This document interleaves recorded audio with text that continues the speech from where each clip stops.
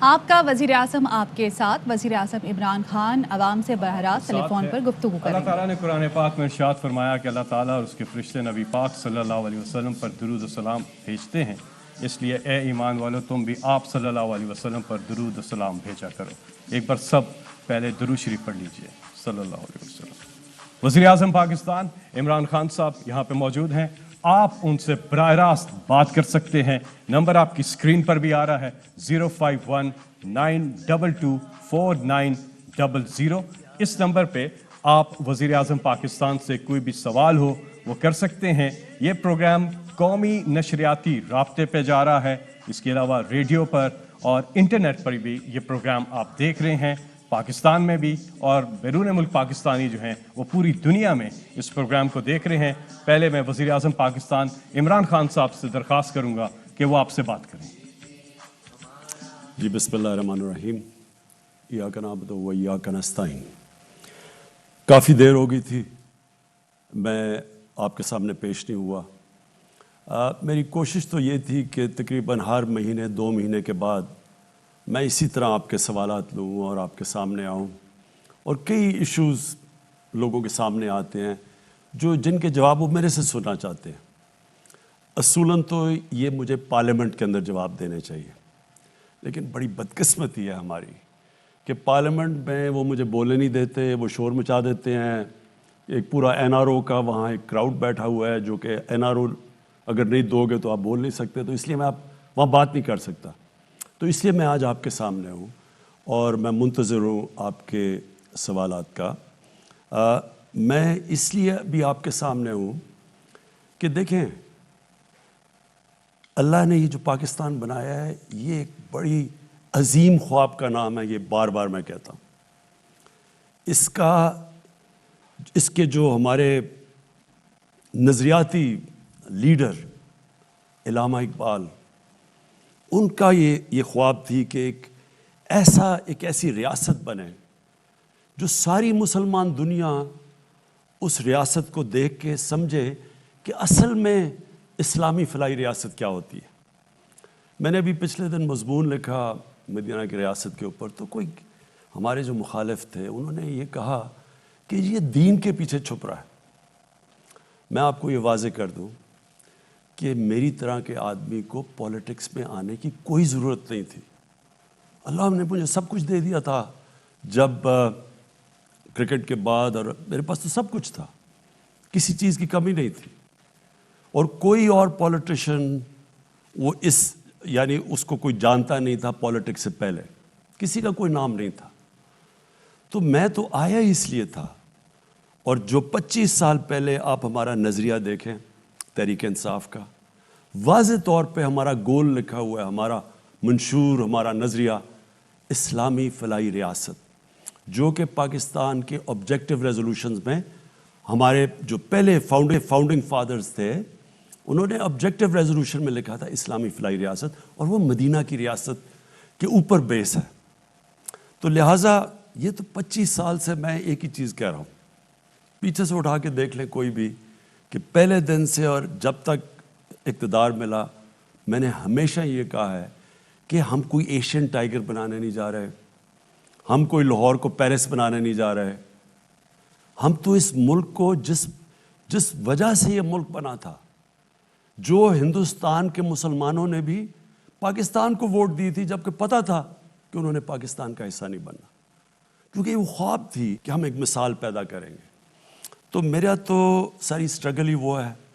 ابھی میں آپ کا سوالات کا منتظر ہوں، لیکن یہ میرا ایمان ہے کہ جب تک جس مقصد کے لیے قوم بنی تھی ہم اس مقصد کے اوپر نہیں چلیں گے ہم کامیاب نہیں ہو سکتے۔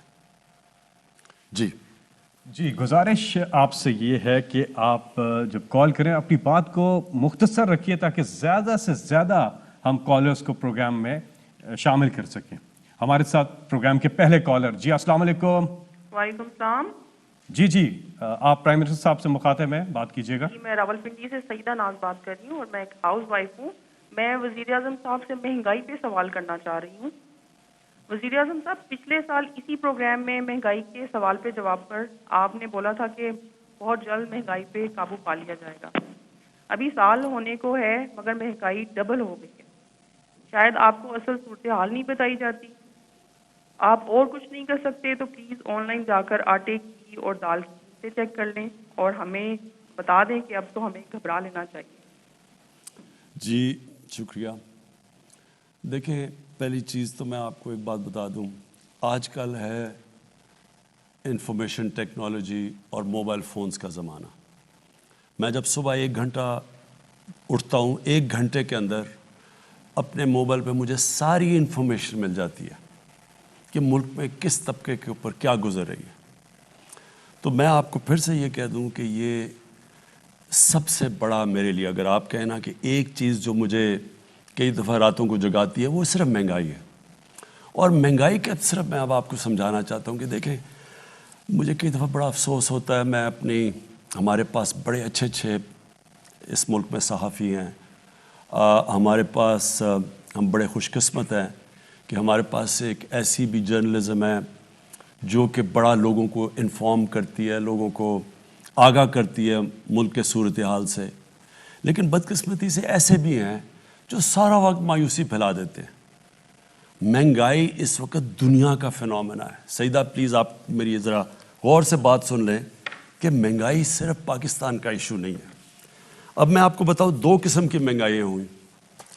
ایک تو جب ہمیں حکومت ملی تو کیونکہ ہمارا ہم جو دنیا کو ایکسپورٹ کر رہے تھے اور جو دنیا سے چیزیں خرید رہے تھے, اس میں اتنا بڑا خسارہ تھا کہ پاکستان کی تاریخ میں سب سے بڑا, جس کو کرنٹ اکاؤنٹ ڈیفیسٹ کہتے ہیں, وہ ہمیں ملا تقریباً $20 ارب کا. اس کا مطلب کیا ہوا کہ سارا پریشر روپے پہ پڑ گیا کیونکہ ڈالر کم ہو گئے, ڈالر کی آخر میں قیمت اوپر جانی تھی. ہمارے پاس ڈالرز ہی نہیں تھے کہ ہم مارکیٹ میں پھینک کے وہ ڈالر کی قیمت نیچے رکھتے. تو جب ہمارے اوپر سارا بوجھ پڑا تو روپیہ جب گرا, جب روپیہ گرتا ہے تو جو چیزیں ہم امپورٹ کرتے ہیں مہنگی ہو جاتی ہیں. تو پہلا تو لہر مہنگائی کی تب آئی جب روپیہ نیچے گیا اور اپنے لیول پہ پہنچا. تو ایک تو اس کی مہنگائی آئی اس کی وجہ سے. یہ دوسرا یہ مہنگائی کا جو آپ آج بات کر رہے ہیں نا کہ سال پہلے اور اب میں کیا فرق ہے, میں ذرا آپ کو صرف بتانا چاہتا ہوں کہ یہ اب ایک کرونا کی وجہ سے دنیا کے اندر جو سپلائی شارٹیجز ہوئی, یہ اب اس کی لہر آئی ہوئی ہے. اور اس میں پاکستان اکیلا نہیں ہے ملوث اس مہنگائی میں. آپ کو یہ پتہ ہونا چاہیے کہ ہمارے سے وہ ملک, امیر ترین ملک یعنی برطانیہ کی 50, اس کی صرف 6 کروڑ آبادی ہے, ہماری 22 کروڑ ہے. ان کا جو سالانہ آمدنی ہے جو GDP کہتے ہیں وہ تقریباً 50 گنا ہے پاکستان سے زیادہ. اب ان کی امریکہ کی میں اس لیے مثال دیتا ہوں کہ ہم نے کووڈ کے دوران جو سب سے زیادہ پیسہ خرچ کیا عوام کی بھلائی کے لیے, مدد کرنے کے لیے, وہ $8 ارب تھا. امریکہ اب تک $6,000 ارب خرچ کر چکا ہے. تو پہلے ذرا دیکھ لیں کہ ہماری حالات کیا ہیں, ان کے کیا ہیں. اب میں صرف آپ کو یہ بتانا چاہتا ہوں کہ ان ملکوں کے اندر کیا گزر رہی ہے. پہلے یہ ورلڈ فوڈ پرائسز, یہ اس وقت دنیا میں 10 سال سب سے زیادہ مہنگائی ہے. امریکہ کے اندر یہ ہیڈ لائن ہے 40 سال میں سب سے زیادہ مہنگائی ہے. جاپان کی دسمبر ہول سیل انفلیشن, یہ رائٹرز کے مطابق, یہ ان کی 20 سال میں جاپان میں مہنگائی آئی ہے. پام آئل جو کہ گھی مہنگا ہو گیا ہے, یہ دنیا کے اندر ریکارڈ اوپر چلا گیا. بدقسمتی سے ہمیں امپورٹ کرنا پڑتا ہے. یہ جو ہمارا گھی ہے 75% امپورٹ ہوتا ہے, اس کا ریکارڈ قیمتیں دگنی سے بھی اوپر چلی گئی ہے. پھر جناب جس طرح میں نے آپ کو شروع میں کہا کہ ان کا 50 گنا زیادہ ان کی دولت ہے ہمارے سے, ان کی جو GDP ہے ہمارے سے. 30 سال میں سب سے زیادہ برطانیہ کے اندر مہنگائی ہے. فرانس کے اندر 13 سال میں سب سے زیادہ ان کے مہنگائی آئی ہے. جرمنی کی جو انفلیشن ریٹ ہے وہ 30 سال میں سب سے زیادہ ہے. یورپ, اب سارے یورپ کی بات کریں, یہ TRT کی رپورٹ ہے کہ 30 سال میں یورپ میں سب سے زیادہ مہنگائی آئی ہے. یہ صرف ایک چیز اس لیے کیونکہ یہ کھانے کو افیکٹ کرتا ہے, فرٹیلائزر, یہ جو کھاد ہے. اس وقت دنیا میں وہ خوف یہ آ گیا کہ کھاد کی کیونکہ کمی ہوئی ہے دنیا میں, اور کیونکہ گیس کم ہو گئی ہے, گیس کی قیمتیں اوپر چلی گئی ہیں, گیس سے کھاد بنتی ہے, کھاد کی کمی ہو گئی ہے. یہ بلومبرگ کہہ رہا ہے جو کہ وہ جو میگزین دنیا میں ساری دنیا میں اکانومیز کے اوپر لکھتی ہے, وہ بلومبرگ کہہ رہا ہے کہ یہ جو گیس کرائسس ہے اس سے آگے کھانے کا بھی کرائسس, یعنی آگے وہ کہہ رہا ہے کیونکہ کھاد کم استعمال ہوئی اور دنیا میں کم ہے تو اس سے کھانا بھی افیکٹ ہوگا. یہاں ایک اور آرٹیکل آیا, میں صرف جلدی آپ کو اس لیے بتا رہا ہوں کہ میں چاہتا ہوں کہ ہمارے بھی میڈیا بیلنس کرے, اعتدال کرے, یعنی کہ اگر وہ کہتے ہیں ہم مہنگائی ہے تو یہ بھی لوگوں کو بتا دیں کہ یہ کیا پاکستان میں صرف مہنگائی ہے یا اس وقت وہ ملک جو ہمارے سے امیر ترین ملک ہیں ان کے اوپر کیا گزر رہی ہے. یہاں کینیڈا کا ذرا سن لیں. کینیڈا کے 40% لوگ آگے سے ان کو فکر پڑی ہوئی ہے کہ وہ کھانے کے اوپر ان کے پاس وہ پیسہ نہیں ہوگا وہ کھانے کی خوراک لینے کا, کیونکہ مہنگائی کی وجہ سے. اب کینیڈا میں یہاں سے لوگ کروڑوں روپیہ خرچ کرتے ہیں کینیڈا کی سٹیزن شپ لینے میں کیونکہ وہاں خوشحال ہے. ادھر کے اندر مسئلہ آیا ہوا ہے.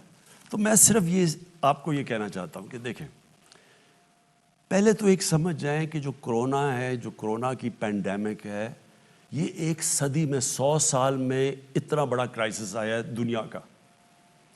یہ اس میں ساری دنیا متاثر ہوئی ہے, ساری دنیا میں غربت بڑھی ہے. امریکہ کے اندر جو جس طرح 6 ہزار ارب ڈالر خرچ کیا انہوں نے کرونا کے ایفیکٹس دور کرنے کے لیے, وہاں لائنیں لگی ہوئی ہیں لوگوں کی کھانے کی چیزیں لینے کے لیے. تو دیکھیں ہم اس کا حصہ ہیں. جو چیز ہم امپورٹ کرتے ہیں وہ افیکٹ ہو گیا. تیل کی قیمت دگنی ہو گئی ہے, بلکہ میں دیکھ رہا تھا کہ وہ شاید اور اوپر چلی جائے. تو اس کا امپیکٹ پڑتا ہے ساری سوسائٹی پہ. بجلی پہ پڑتا ہے, تیل مہنگا ہوتا ہے, ٹرانسپورٹ پہ پڑتا ہے, مہنگائی ہوتی ہے. اور پھر اب میں آپ کو ایک اور, کیونکہ مہنگائی بہت بڑا سبجیکٹ ہے, اس کے اوپر میں صرف 2 منٹ اور آپ کے لینا چاہتا ہوں. پاکستان کے اندر سب سے زیادہ جو مہنگائی کا امپیکٹ کون سے طبقے کو ہوا ہے؟ تنخواہ دار طبقے کو. تنخواہ دار طبقہ بدقسمتی سے جن کی سیلریز ہیں, جیسے جیسے مہنگائی ہوئی ہے یہ متاثر ہوا. لیکن میں آپ کو دوسری طرف یہ بتا دوں کہ کیونکہ پاکستان کے اندر اس وقت اللہ کا کرم ہے کہ ہماری گروتھ ریٹ بڑھی ہے, اس کے اوپر میں بعد میں بات کروں گا. ہماری انڈسٹری کیونکہ سب سے زیادہ پرفارم کر رہی ہے, مزدوروں کے حالات بہتر ہوئے ہیں, کسانوں کا سب سے جو آدھی آبادی ہماری دیہات میں رہتی ہے, کبھی کسانوں کے پاس اتنا پیسہ نہیں آیا. ان کی جو انکم ہے ہمارے ہم دیکھ 73% ان کی انکم کے اندر ان کی آمدنی میں اضافہ ہوا ہے, کیونکہ جو 4 بڑی فصلیں ہیں وہ ریکارڈ ہوئی ہیں, ان کو قیمت بھی ریکارڈ ملی ہے. تو وہ جو پیسہ گیا ہے جو دیہات کے اندر وہ 1400 ارب روپیہ گیا ہے مزید اضافی. اس کی وجہ سے وہاں اتنا برے حالات نہیں ہیں. مزدوروں کے ٹیکسٹائل کے لیبر نہیں ملتی, اسکلڈ لیبر نہیں مل رہی, ان کی تنخواہیں 40 سے 60% بڑھ گئی ہیں. کارپوریٹ پروفٹس ریکارڈ ہے. اس وقت کنسٹرکشن کے اندر جو بوم آئی ہے, جو کنسٹرکشن کے اندر, اس کے اندر کئی جگہ مزدور نہیں مل رہے, ان کی بھی تنخواہیں اوپر گئی ہیں. صرف جو مجھے افسوس سے کہنا پڑتا ہے اور جو ہم نے ابھی ٹھیک کرنا ہے وہ ہے ہمارا تنخواہ دار طبقہ. ان کو اس وقت مشکل میں ہے. اور میں آپ کو یہ آخر میں یہ کہہ دوں کہ ہماری اب پوری کوشش ہے, جیسے جیسے ہماری اللہ کا شکر ہے ٹیکس کلیکشن بڑھتی جا رہی ہے, ہماری پوری کوشش ہے کہ ہم جیسے جیسے پیسے بڑھیں اپنے احساس راشن کے اندر بھی اضافہ کریں اس طبقے کو جو تنخواہ دار ہے اس کی مدد کرنے کے لیے. اور انشاءاللہ جو ہماری لوور مڈل کلاس ہے, جو سرکاری نوکر بھی ہیں, ان کی بھی مدد کریں. اس کے لیے تھوڑا آپ کو صبر چاہیے ہوگا. لیکن میں پھر سے یہ کہتا ہوں کہ یہ صرف پاکستان کا مسئلہ نہیں ہے. اس وقت اگر دنیا میں اٹھا کے دیکھیں ہر جگہ یہ مسئلہ آیا ہوا ہے مہنگائی کا. وزیر اعظم صاحب, اس سے ملتا جلتا ایک سوال آیا کہ اگر کارپوریٹ سیکٹر میں اتنا زیادہ پروفٹ ہے تو وہ اپنے ملازمین کی تنخواہیں نہیں بڑھا رہے. جی یہ بالکل ٹھیک ہے. میں نے بھی ان کو اپیل کی ہوئی ہے کہ کارپوریٹ میں ریکارڈ پروفٹ آئے ہیں. میں دیکھ رہا تھا کارپوریٹ پروفٹ 980 ارب روپے کے ہوئے ہیں. اور میں پھر آج اپیل کر رہا ہوں اور میں ان کو بلا کے بھی بڑے انڈسٹریز کو کہوں گا کہ آپ کو مدد کرنی چاہیے. آپ اپنے جو مزدور ہیں جو آپ کے کام کر رہے ہیں ان کے لیے ان کی تنخواہیں بڑھانی چاہیے, کیونکہ آپ کے ایسے تو نفع کبھی ہوئے ہی نہیں ہیں جو آپ کے پاس آ رہے ہیں, تو آپ کی ذمہ داری ہے کہ آپ ان کی بھی تنخواہیں بڑھائیں. 051-922-4900. اگلے کالر. جی السلام علیکم. السلام علیکم. السلام علیکم. جی وعلیکم السلام. جی بات کیجیے وزیر اعظم پاکستان عمران خان صاحب سے. جی میرا نام نائلہ گیلانی ہے اور میرا تعلق لاہور سے. خان صاحب میرے پاس ایک چھوٹا سا سوال ہے اور ایک بہت اہم تجویز. دانشوروں کی ہی آراء اہم نہیں ہوتی, عام عوام کی رائے کا بھی احترام کرنا چاہیے اور اسے سننا چاہیے. تو پلیز ذرا میرا کوشچن بھی سنیے گا اور میری تجویز بھی. سوال تو میرا ہیلتھ کارڈ کے بارے میں ہے کہ یہ اس میں کوئی دو رائے نہیں ہے کہ یہ پاکستان کی تاریخ کا ایک بہت زبردست انیشیٹو ہے اور وقت یہ ثابت کرے گا کہ ہیلتھ کارڈ پاکستان کے صحت کے شعبے میں ایک بہت بڑا انقلاب برپا کرے گا. لیکن سر مسئلہ جو آپ نے ابھی, آپ کا میں جواب بھی سن رہی تھی, لوگوں میں شعور نہیں ہے, اویئرنیس نہیں ہے. آپ کے اتنے بڑے بڑے انیشیٹوز ہیں, احساس, ہیلتھ کارڈ اور یہ کنسٹرکشن انڈسٹری والا بھی, لیکن لوگوں کو پتہ ہی نہیں ہے. یہ مہنگائی کا سب کو پتہ ہے, لیکن اس مہنگائی کو کم کرنے کے لیے جو آپ, یعنی ایک ہیلتھ کارڈ ایک ایسا انیشیٹو ہے جسے استعمال کر کے عام آدمی کی جو جیب سے صحت کا خرچہ تھا وہ کم ہو رہا ہے نا, لیکن ان کو پتہ ہی نہیں ہے کہ انہوں نے اس کو کیسے استعمال کرنا ہے. اور ہر انسان کی ایکسیس میں ہے, ہر انسان کے پاس ہے, یہ ان کو نہیں معلوم. اور سر دیکھیں یہ بہت بڑا, مجھے اپنی میڈیا ٹیم کے لیے کہنا پڑے گا کہ اگر 4 پل اور 4 سڑکیں بنا کے شہباز شریف پنجاب کا ہیرو بن سکتا ہے اور ایک اسٹیبلش ہیرو سے زیرو بن رہا ہے, تو sir I am sorry to say but it's a huge failure on behalf of your media team. وہ کیا کہہ رہی ہے, کیوں نہیں بتاتی ہے عوام کو کہ آپ کے پازیٹیو امیج کیا ہے, آپ کیا اچھے اقدامات جو کر رہے ہیں اس کا کیا فائدہ ہے عوام کو. عوام کیوں پی ٹی آئی کی گورنمنٹ کو گالیاں دے رہی ہے. جی شکریہ. دیکھیں ایک میرا ایمان ہے کہ تھوڑی دیر کے لیے آپ سب کو پاگل بنا سکتے ہیں اور زیادہ دیر کے لیے صرف تھوڑے سے لوگوں کو آپ پاگل بنا سکتے ہیں, لیکن سارا وقت آپ سب کو پاگل نہیں بنا سکتے. ہوا یہ ہے کہ جب سے ہماری حکومت آئی ہے 4 کرائسس ہمارے سامنے آئے ہیں. سب سے بڑا کرائسس کہ پاکستان بینکرپٹ تھا, ہمارے پاس پیسے نہیں تھے, باہر کی جو ہم نے قرضے لیے ہوئے تھے ان کی قسطیں وہ ادا کرنے کے لیے. ہمارے سب سے کم جو ریزروز آپ کے ہوتے ہیں نا, فورن ایکسچینج ڈالر ریزروز, وہ سب سے کم تھے اور وہ اتنے نہیں تھے کہ ہم اپنی اوبلیگیشن جو باہر ہم نے جو قرضے لیے ہوئے تھے یا جو قسطیں دینی تھی ہمارے پاس وہ نہیں تھے, ڈیفالٹ کے قریب تھے. دوسری چیز ہمارا جو خسارہ تھا فسکل ڈیفیسٹ وہ بھی تاریخی تھا. پھر بجلی کے آخری سال صرف بجلی کی جو سرکولر ڈیٹ تھی, یعنی جو بجلی کا وہ 480 ارب روپیہ تھا. سو یہ ساری چیزیں ہمیں ملیں اور وہ شروع کا صرف اور صرف جو ہمارا وقت تھا کہ ملک کو سٹیبلائز کریں, کسی طرح کے بالکل ہی ملک بیٹھ نہ جائے, وہ ہم نے کیا کامیابی سے. اور پھر کرونا آ گیا اور وہ آپ کے سامنے ہے کرونا. وہ پھر سے میں ریپیٹ کرتا ہوں, 100 سال میں یہ سب سے بڑا دنیا کا کرائسس جس کو پینڈیمک کہتے ہیں, یہ دنیا کا 100 سال میں سب سے بڑا کرائسس آیا. اس کے بعد یہ آ گیا ویو, یہ جو میں ابھی بات کر رہا ہوں, یہ دنیا میں جو مہنگائی آئی ہے یہ کرونا کی وجہ سے سپلائی شارٹیجز ہوئی, یعنی کہ چیزیں بند ہو گئیں دنیا میں. جب چیزوں کی کمی ہوئی وہ چیزوں کی قیمتیں اوپر چلی گئیں. تو یہ جو میں آج ساری دنیا میں مہنگائی آئی ہوئی ہے, آپ قزاقستان میں وہ پبلک سڑکوں کے اوپر آ گئی, ہر جگہ سیریل, یعنی دنیا کے اندر یہ مشکل پڑی ہوئی ہے. تو وہ ہمارے اوپر آ گیا, یہ جو امپورٹڈ انفلیشن کہیں جو مہنگائی ہے. اور پھر افغانستان کا مسئلہ آ گیا. افغانستان کا کیا ہوا, جیسے جب جو وہ چینج آئی گورنمنٹ کی تو لوگوں نے اس خوف میں کہ حکومت وہاں کیونکہ ایڈ کے اوپر چلتی تھی, 70% ایڈ آتی تھی, تو نئی حکومت ان کو اس خوف سے کہ گورنمنٹ شاید بیٹھ نہ جائے, انہوں نے ڈالر خریدنے شروع کر دیے اور پاکستان سے ڈالر افغانستان جانے شروع ہو گئے, جس سے ہمارے روپے پہ پریشر پڑ گیا. تو یہ 4 کرائسس بڑے جو کہ کسی حکومت کو اتنے بڑے کرائسس نہیں ملے, اور یہ 3 سالوں میں. تو اس کے باوجود میں پہلے تو یہ کہہ دوں کہ میں اپنی گورنمنٹ کو, اپنی ٹیم کو, NCOC میں جو ہماری ٹیم تھی, بلکہ ساری گورنمنٹ نے مل کے, اس میں سارے ادارے مل کے کیا گیا. ہمارے ہیلتھ ڈپارٹمنٹ تھی, ہماری فوج تھی, ہمارے ساری منسٹریز، صوبے، سب نے مل کے، جو لوگ کہتے ہیں نا جی کہ پاکستان کی گورنمنٹ بڑی ناہل ہے، ہمیں تو یہ کہا نا ناہل ہے.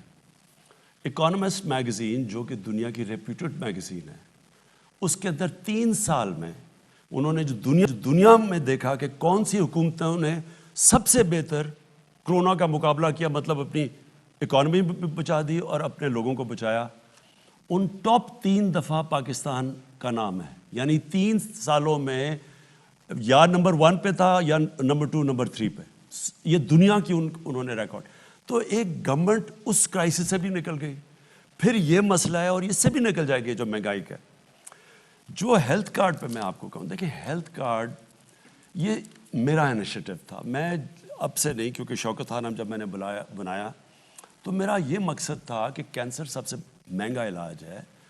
تو اگر ہم میری طرح کے لوگ جب اس وقت آج سے تقریباً 35 سال پہلے جب میری والدہ کو کینسر ہوئی تو تب تو ہاسپٹل نہیں تھا، تو میں نے سوچا کہ میری فیملی کے لیے اتنا مشکل ہے، میں تو اپنی والدہ کو باہر بھی گیا علاج کروانے، تو عام آدمی کا کیا بنتا ہے، کیونکہ بہت مہنگا علاج ہے. تب سے میں نے شوکت خانم کا سوچا، جو آج اللہ کا کرم ہے، یہ 2 ہاسپٹل جو بن گئے، تیسرا بننے جا رہا ہے. یہ دنیا میں واحد ہے پرائیویٹ کینسر ہاسپٹلز ہیں جس میں 70% مریضوں کا مفت علاج ہوتا ہے. اور تبھی میں نے سوچا تھا کہ اللہ نے کبھی موقع دیا تو اس ملک میں جو سب سے بڑی نعمت ہے وہ ایک عام آدمی، ایک عام گھر میں جب بیماری ہو اور پیسے نہ ہوں، یہ ایک گھر کے اندر سب سے بڑا عذاب آ جاتا ہے. وہ ساری چیزیں بیچ دیتے ہیں، وہ قرضوں میں چلے جاتے ہیں، صرف کہ اب کون دیکھ رہا ہے، میری ماں یا میرا باپ بیمار ہے یا میرے بچے بیمار ہیں. وہ سب کچھ لوگ داؤ پہ لگا دیتے ہیں صرف ان کا علاج کروانے کے لیے. تو تب سے میں نے سوچا تھا ہیلتھ انشورنس کا، کہ ہر گھر کے پاس 10 لاکھ روپیہ ہو، کسی بھی ہسپتال میں جا کے علاج، گورنمنٹ میں نہیں، کسی بھی ہسپتال میں جا کے اپنا علاج کروا سکے. اور یہ بڑا رسک ہے، بڑا. پنجاب نے صرف 400 ارب روپیہ اس پہ لگایا ہے. اس ملک کی تاریخ میں کسی نے سوچا ہے کہ سوشل ویلفیئر کے لیے اتنا زیادہ پیسہ لگاؤ؟ کبھی کسی نے سوچا، کبھی ذہن میں بھی کسی کے آیا؟ یہاں تو وہ لوگ بیٹھے ہوئے ہیں جو ٹیسٹ کروانے کے لیے لندن چلے جاتے ہیں، سارے ان کے علاج اور ان کے رشتہ داروں کے باہر ہوتے ہیں. ان کو کیا پتا چلے کہ عام آدمی کے اوپر کیا گزرتی ہے؟ تو یہ صرف ہیلتھ کارڈ نہیں ہے، یہ ایک ہیلتھ سسٹم ہے. اس سے کیا ہوگا؟ ہوتا کیا، صرف بڑے شہروں کے اندر پرائیویٹ ہاسپٹلز بھی ہیں اور ڈویژن ہیڈ کوارٹرز پہ جا کے گورنمنٹ ہاسپٹل بھی تھوڑا بہت علاج کرتے ہیں. لیکن آپ ڈسٹرکٹس میں، دیہات میں چلے جائیں، وہاں ہاسپٹل ہی نہیں ہے. وہاں اگر ڈسٹرکٹ ہاسپٹل میں ڈاکٹر نہیں ملتے ہیں، وہ آگے شہروں میں آنا چاہتے ہیں. تو یہ جو ہیلتھ کارڈ کا مطلب یہ ہوگا کہ اب دیہاتی علاقوں میں بھی، کیونکہ ہر انسان کے پاس ایک ہیلتھ کارڈ ہوگا، تو وہ جا کے پرائیویٹ سیکٹر کے ہاسپٹل جائیں گے اب دیہاتوں میں، کیونکہ اب لوگوں کے پاس تو ہوگا نا، وہ جا کے اپنے علاج کے لیے پیسے دے سکتے ہیں. تو انشاءاللہ یہ صرف ہیلتھ کارڈ ہی نہیں ہے، اور یہ پاکستان کی تاریخ کا سب سے بڑا سوشل ویلفیئر کا پروگرام ہے جو ہمیں فلاحی ریاست کی طرف لے کے جا رہا ہے. لیکن یہ ہیلتھ سسٹم بھی ہے. اس سے ہسپتالوں کا، پرائیویٹ سیکٹر ہسپتالوں کا جال پھیلے گا. اور پرائیویٹ سیکٹر ہاسپٹلس کے لیے ہم پوری کوشش کر رہے ہیں ان کو سستی زمینیں دیں، ان کی ساری جو اکوپمنٹ باہر سے ہے وہ ڈیوٹی فری ہو، تاکہ وہ پھر اگر وہ پیسہ بنائیں گے تو وہ ان علاقوں میں جائیں گے اور ہمیں، ہمارے لوگوں کو علاج ملے گا. جی، خیبر پختونخوا کے بعد اب پنجاب پورے کو بھی ہیلتھ کارڈ دیا جا رہا ہے. اور لاہور ڈویژن سے آپ کا تعلق ہے، راولپنڈی ڈویژن سے تعلق ہے، تو آپ ابھی 8500 پہ اپنا شناختی کارڈ نمبر بھیجیں اور آپ کو جوابی SMS آئے گا. اس کے بعد ڈیرہ غازی خان، سہیوال، فیصل آباد، ملتان، بہاولپور، گجرانوالہ، اور اس کے بعد پھر سرگودا. مارچ کے آخر تک پورا پنجاب کمپلیٹ ہو گیا. یہاں پر ہم ایک وقفہ لیں گے اور اس کے بعد پھر واپس آتے ہیں.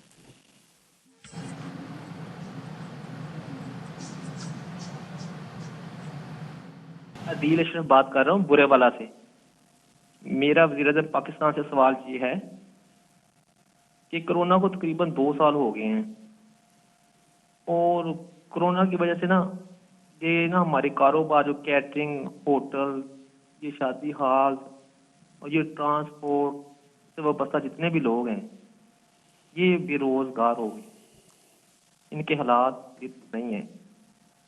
تو مہربانی کر کے ان کے لیے کوئی ریلیف دیا جائے کیونکہ ایسے لگ رہا ہے کہ کورونا نے آگے اور مزید چلنا ہے.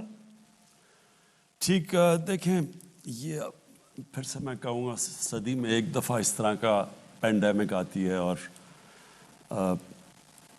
آپ کے سامنے حالات ہیں دنیا کے اندر جو تباہی مچائی ہے اس نے. ہم تو ان ملکوں سے ہیں جو اللہ نے خاص کرم کیا اپنا ہمیں بچا لیا، لیکن یہ آپ بات ٹھیک کہہ رہے ہیں کہ اب یہ 5واں ویو آیا ہوا ہے. اور میں پھر سب سے تاکید کروں گا کہ آپ ماسک ضرور پہنیں پبلک کے اندر، کیونکہ بڑی تیزی سے پھیلتا ہے یہ جو اومیکرون ہے، یہ جو نیا اس کی ویریئنٹ آیا ہے کرونا کا. لیکن میں یہ بھی آپ کو کہوں گا کہ ہم نے کوئی اپنی بزنسز بند نہیں کرنی، ہم نے احتیاط کرنی ہے، لیکن جو کاروبار ہے اس کو ہم نے بند نہیں کرنا. کیونکہ جو پہلے دن سے میری یہ سوچ تھی اور میں دیکھ رہا تھا کہ برطانیہ میں اب جو میں نے پہلے دن سے فیصلہ کیا تھا کہ ہم نے اپنے غریب طبقے کو بچانا ہے اور ہم نے کاروبار پورا لاک ڈاؤن نہیں لگانا، اور ہم یہ سمارٹ لاک ڈاؤن کی طرف آئے تھے. اور میری بڑی تنقید ہوئی تھی، اپوزیشن نے 3 مہینے، مجھے یاد ہے اسمبلی میں انہوں نے جس طرح کی باتیں کہی تھی، اور بلکہ نریندر مودی کی مثال دے دی تھی کہ دیکھو وہ ہندوستان میں کتنا اچھا کر رہا ہے. لیکن اللہ کا شکر ہے کہ کیونکہ ہو سکتا ہے کہ اس نے دیکھا ہو کہ ہماری نیت اپنے غریب آدمی کو بچانے کی تھی اور ہم نے وہ لاک ڈاؤن نہیں لگایا، اس لیے آج دنیا ہماری مثال دیتی ہے. برطانیہ کے پرائم منسٹر نے کہا، حالانکہ ان کے کیسز ہمارے سے بہت تیزی سے بڑھے ہوئے ہیں، ان کی اس وقت کرونا کے جو کیسز برطانیہ میں ہیں پاکستان سے چھوڑے دنیا میں تیز ترین اوپر جا رہے ہیں، اس کے باوجود وہ کہہ رہا ہے کہ میں نے پورا لاک ڈاؤن نہیں لگانا. اب یہ امیر ترین ملک ہیں، وہ بھی سمجھ بیٹھے ہیں کہ جب آپ بند کریں گے ملک کو تو سب سے پہلے نچلا طبقہ پسے گا. کرونا کے اندر جو سب سے زیادہ فائدہ ہوا ہے امیر ترین لوگوں کو ہوا ہے. امریکہ کے جو امیر ترین لوگ ہیں ان کا جو آمدنی ہے وہ کئی گنا بڑھ چکی ہے، لیکن نچلا طبقہ ساری دنیا میں پسا ہے. اس لیے ہم نے یہ بیلنس کرنا ہے، احتیاط کرنا ہے. میں آج بھی آپ سب کو کہوں گا کہ ماسک پہن کے پبلک میں جائیں تاکہ ہمارے ہاسپٹلوں کے اوپر پریشر نہ پڑے. ابھی تک اللہ کا کرم ہے کہ کوئی ایسا پریشر نہیں ہے، لیکن جتنا آپ احتیاط کریں گے وہ ہمارے لیے آسانی ہو جائے گی. اور انشاءاللہ یہ جو 5واں ویو آیا ہوا ہے کووڈ کا، یہ بھی اس سے بھی ہم نکل جائیں گے. جی السلام علیکم. جی وعلیکم السلام. جی کون صاحب کہاں سے آپ مخاطب ہیں؟ ملک اختر شباب بروج چکوال سے.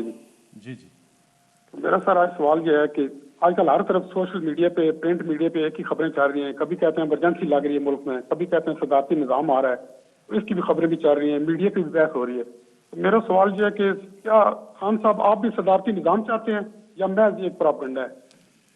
دیکھیں ملک صاحب، آپ کو پتہ نہیں یاد ہے، لوگوں نے پتہ نہیں، میرا جو پہلی دفعہ جب میں پرائم منسٹر بنا تو میں نے قوم سے خطاب کیا تو میں نے قوم کو ایک چیز کہی تھی کہ آپ کو بڑا شور ملے گا اور ساری جگہ سے آوازیں آئیں گی کہ ملک تباہ ہو گیا، یہ ہو گیا، نااہل ہے، یہ ختم ہو گیا. کیونکہ میں نے تب آپ کو کہا تھا سب کو کہ ہم نے کوئی مفاہمت نہیں کرنی، کوئی کمپرومائز نہیں کرنی. اس ملک کے وہ جو بڑے بڑے ڈاکو ہیں، میں واضح کرتا ہوں یہ چور نہیں ہے، یہ ڈاکو ہے. میں 30 سال میں پولیٹکس میں آیا ان کے خلاف تھا. نہیں تو میں پھر سے کہتا ہوں، جس آدمی کو اللہ نے سب کچھ دیا ہے اس کو کیا ضرورت پڑی تھی کہ اپنی زندگی ساری لگائے، اپنا گھر بار سارا کچھ لگا کے ایک گھٹیا لوگوں سے ہر روز برے بھلی گالیاں سنیں. لیکن میں اس کو جہاد سمجھتا ہوں. تو میں نے شروع میں کہا تھا کہ جب بھی، کیونکہ میں نے ان سے کوئی مفاہمت نہیں کرنی، انہوں نے مجھے بلیک میل کرنا کہ کسی طرح ہمیں NRO دے دو. جو جنرل مشرف نے اس ملک کے اوپر سب سے مارشل لاء سے زیادہ اس نے ظلم کیا تھا ان 2 بڑے گھرانوں کو NRO دے کے، یعنی ان کی چوری معاف کر کے. اور اس قوم نے جو قیمت اٹھائی ہو اس کی ہم آج بھگت رہے ہیں کہ آدھا پیسہ جو ہم اکٹھا کرتے ہیں ٹیکس سے، وہ آدھا پیسہ چلا جاتا ہے ان کے لیے وہ قرضوں کی قسطوں کے اوپر. تو ملک چلائیں کیسے کہ لوگوں کے کیسے تعلیم دیں، صحت دیں، سٹرکچر ٹھیک کریں، کیسے کریں، جبکہ آدھا پیسہ ان قرضوں پہ جاتا ہے، قسطوں پہ جو انہوں نے لیے ہوئے ہیں.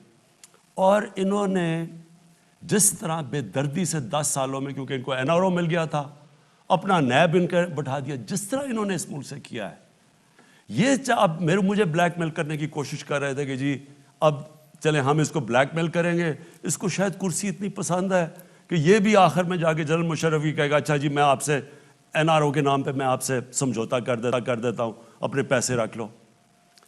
اب میں اس کو سمجھتا ہوں کہ یہ ملک کی سب سے بڑی غداری ہے اگر میں یہ کروں گا, اور اس لیے یہ افراتفری پھیلائی ہوئی ہے. جو ٹی وی پہ آتا ہے جو تباہ ہو گیا ملک میں یہ ہو گیا, غربت بڑھ گئی.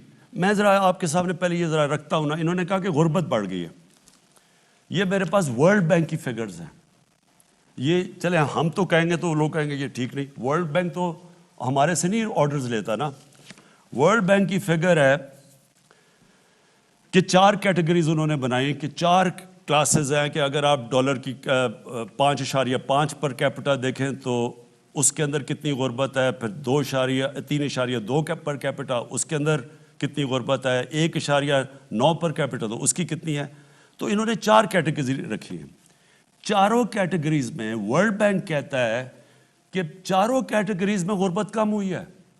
پہلے میں 0.6% کم ہوئی, دوسرے میں 1.4% کم ہوئی غربت, تیسرے میں 2.9% کم ہوئی, اور آخری میں 0.6% کم ہوئی.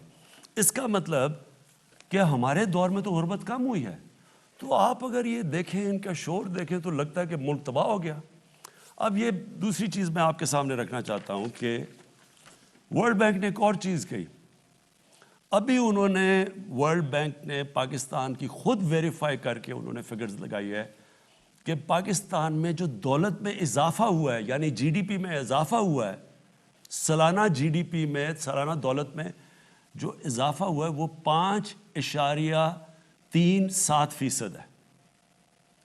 اب 5.37% جب کرونا کا مقابلہ کر رہا ہے ملک, جو ساری دنیا میں, ہندوستان میں تو نیگیٹو میں گئی ہے ان کی گروتھ ریٹ, تو ادھر جب پاکستان کا اضافہ ہوا ہے تو یہ کیسے کہہ رہے ہیں کہ غربت بھی بڑھ گئی, ملک بھی تباہ ہو گیا. ایک اکانومسٹ کی آ گئی ہے کہ جو ٹاپ 3 ملک ہیں جس نے سب سے بہترین طریقے سے, یعنی اہلیت تھی اتنے بڑے کرائسس کا مقابلہ کرنے کے لیے, اور دوسری طرف ورلڈ بینک کہہ رہا ہے کہ یہ 5.37% ہماری اکانومی بڑی ہے. تو میں آپ سوال پوچھتا ہوں کہ یہ کدھر سے تباہی آ گئی. میں خود تسلیم کرتا ہوں کہ دنیا کے اندر مہنگائی آئی اور کئی طبقے, تنخواہ دار طبقے کے اوپر مشکل وقت ہے, ساری دنیا میں مشکل وقت ہے. لیکن مجھے یہ بتائیں کہ آپ اگر شام کو ٹی وی دیکھیں اور جو ان کی باتیں سنیں, وہ 2 آ جاتے ہیں, ایک بیچارہ تحریک انصاف کا معصوم بیٹھ جاتا ہے, وہاں باقی اینکر بھی مل جاتا ہے, وہ 2 ان کے ساتھ جو دوسرے ہوتے ہیں, ملک مارا گیا, تباہ ہو گیا, یہ ہو گیا. تو یہ کیسے بتاتے ہیں اگر تباہ ہو گیا تو 5.37% ملک کی اکانومی بڑی کیسے ہے؟ اور میں آپ کو بتاتا ہوں بڑی کیسے ہے. اگر آپ, اور میں یہ بھی چاہتا ہوں, میں اپنے صحافیوں سے چاہتا ہوں کہ دیکھیں اتنی مایوسی کئی دفعہ پھیلا دیتے ہیں کہ وہ لوگ بیچارے سمجھتے ہیں کہ یہ تو ملک آج گیا تو کل گیا. یہ ملک اس وقت دنیا میں مثال دی جا رہی ہے جو سب سے بہتر نکلا ہے کرونا سے. اور یہ آپ ذرا سنیں کدھر کدھر فائدہ ہوا ہے ہم نے پالیسیز بنائی. سب سے پہلے کنسٹرکشن, پاکستان کی کنسٹرکشن انڈسٹری کے اندر جو بوم آئی ہوئی ہے وہ میں آپ کو بتاؤں. انہوں نے کہا نا کہ جی, مجھے کہتے تھے کہ جی انہوں نے کہا ہم گھر بنائیں گے اور یہ کریں گے اور ہم عام لوگوں کے لیے موقع دیں گے گھر بنانے کا. آپ ذرا یہ سنیں, اور یہ ساری جو میں آپ کو اعداد و شمار دے رہا ہوں یہ آپ اپنے موبائل سے چیک کر سکتے ہیں, کہ پوچھ سکتے ہیں. سب سے پہلے جی جو بینکوں کے اندر, یہ پہلی دفعہ پاکستان میں ہو رہا ہے کہ بینک چھوٹے لوگوں کو قرضے دے رہے ہیں گھر خریدنے کے لیے, اور اس کے لیے ہمیں بڑی محنت کرنی پڑی.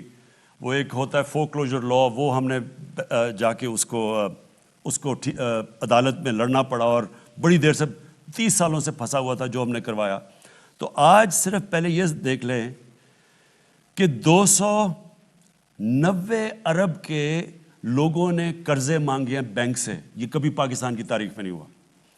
اس میں سے 123 جو اپلیکیشنز ہیں وہ بینکوں نے اپروو کر دی ہیں, پرائیویٹ بینکس ہیں, اس میں سے 40 ارب روپیہ دے چکے ہیں لوگوں کو اپنے گھر بنانے کے لیے. یہ وہ لوگ ہیں جو کبھی سوچ نہیں سکتے تھے اپنا گھر بنانے کے لیے کیونکہ وہ کرائے کے گھروں میں رہ رہے تھے. اب جتنا وہ کرایہ دیتے ہیں اتنی وہ آپ قسطیں دے رہے ہیں اپنا گھر بنانے کی, جو ساری دنیا کے اندر جو آپ قرضہ دے کے اپنے گھر لیتے ہیں, جس کو مورگیج فائنانسنگ کہتے ہیں انگریزی میں, وہ پاکستان میں پہلی دفعہ شروع ہو گئی ہے.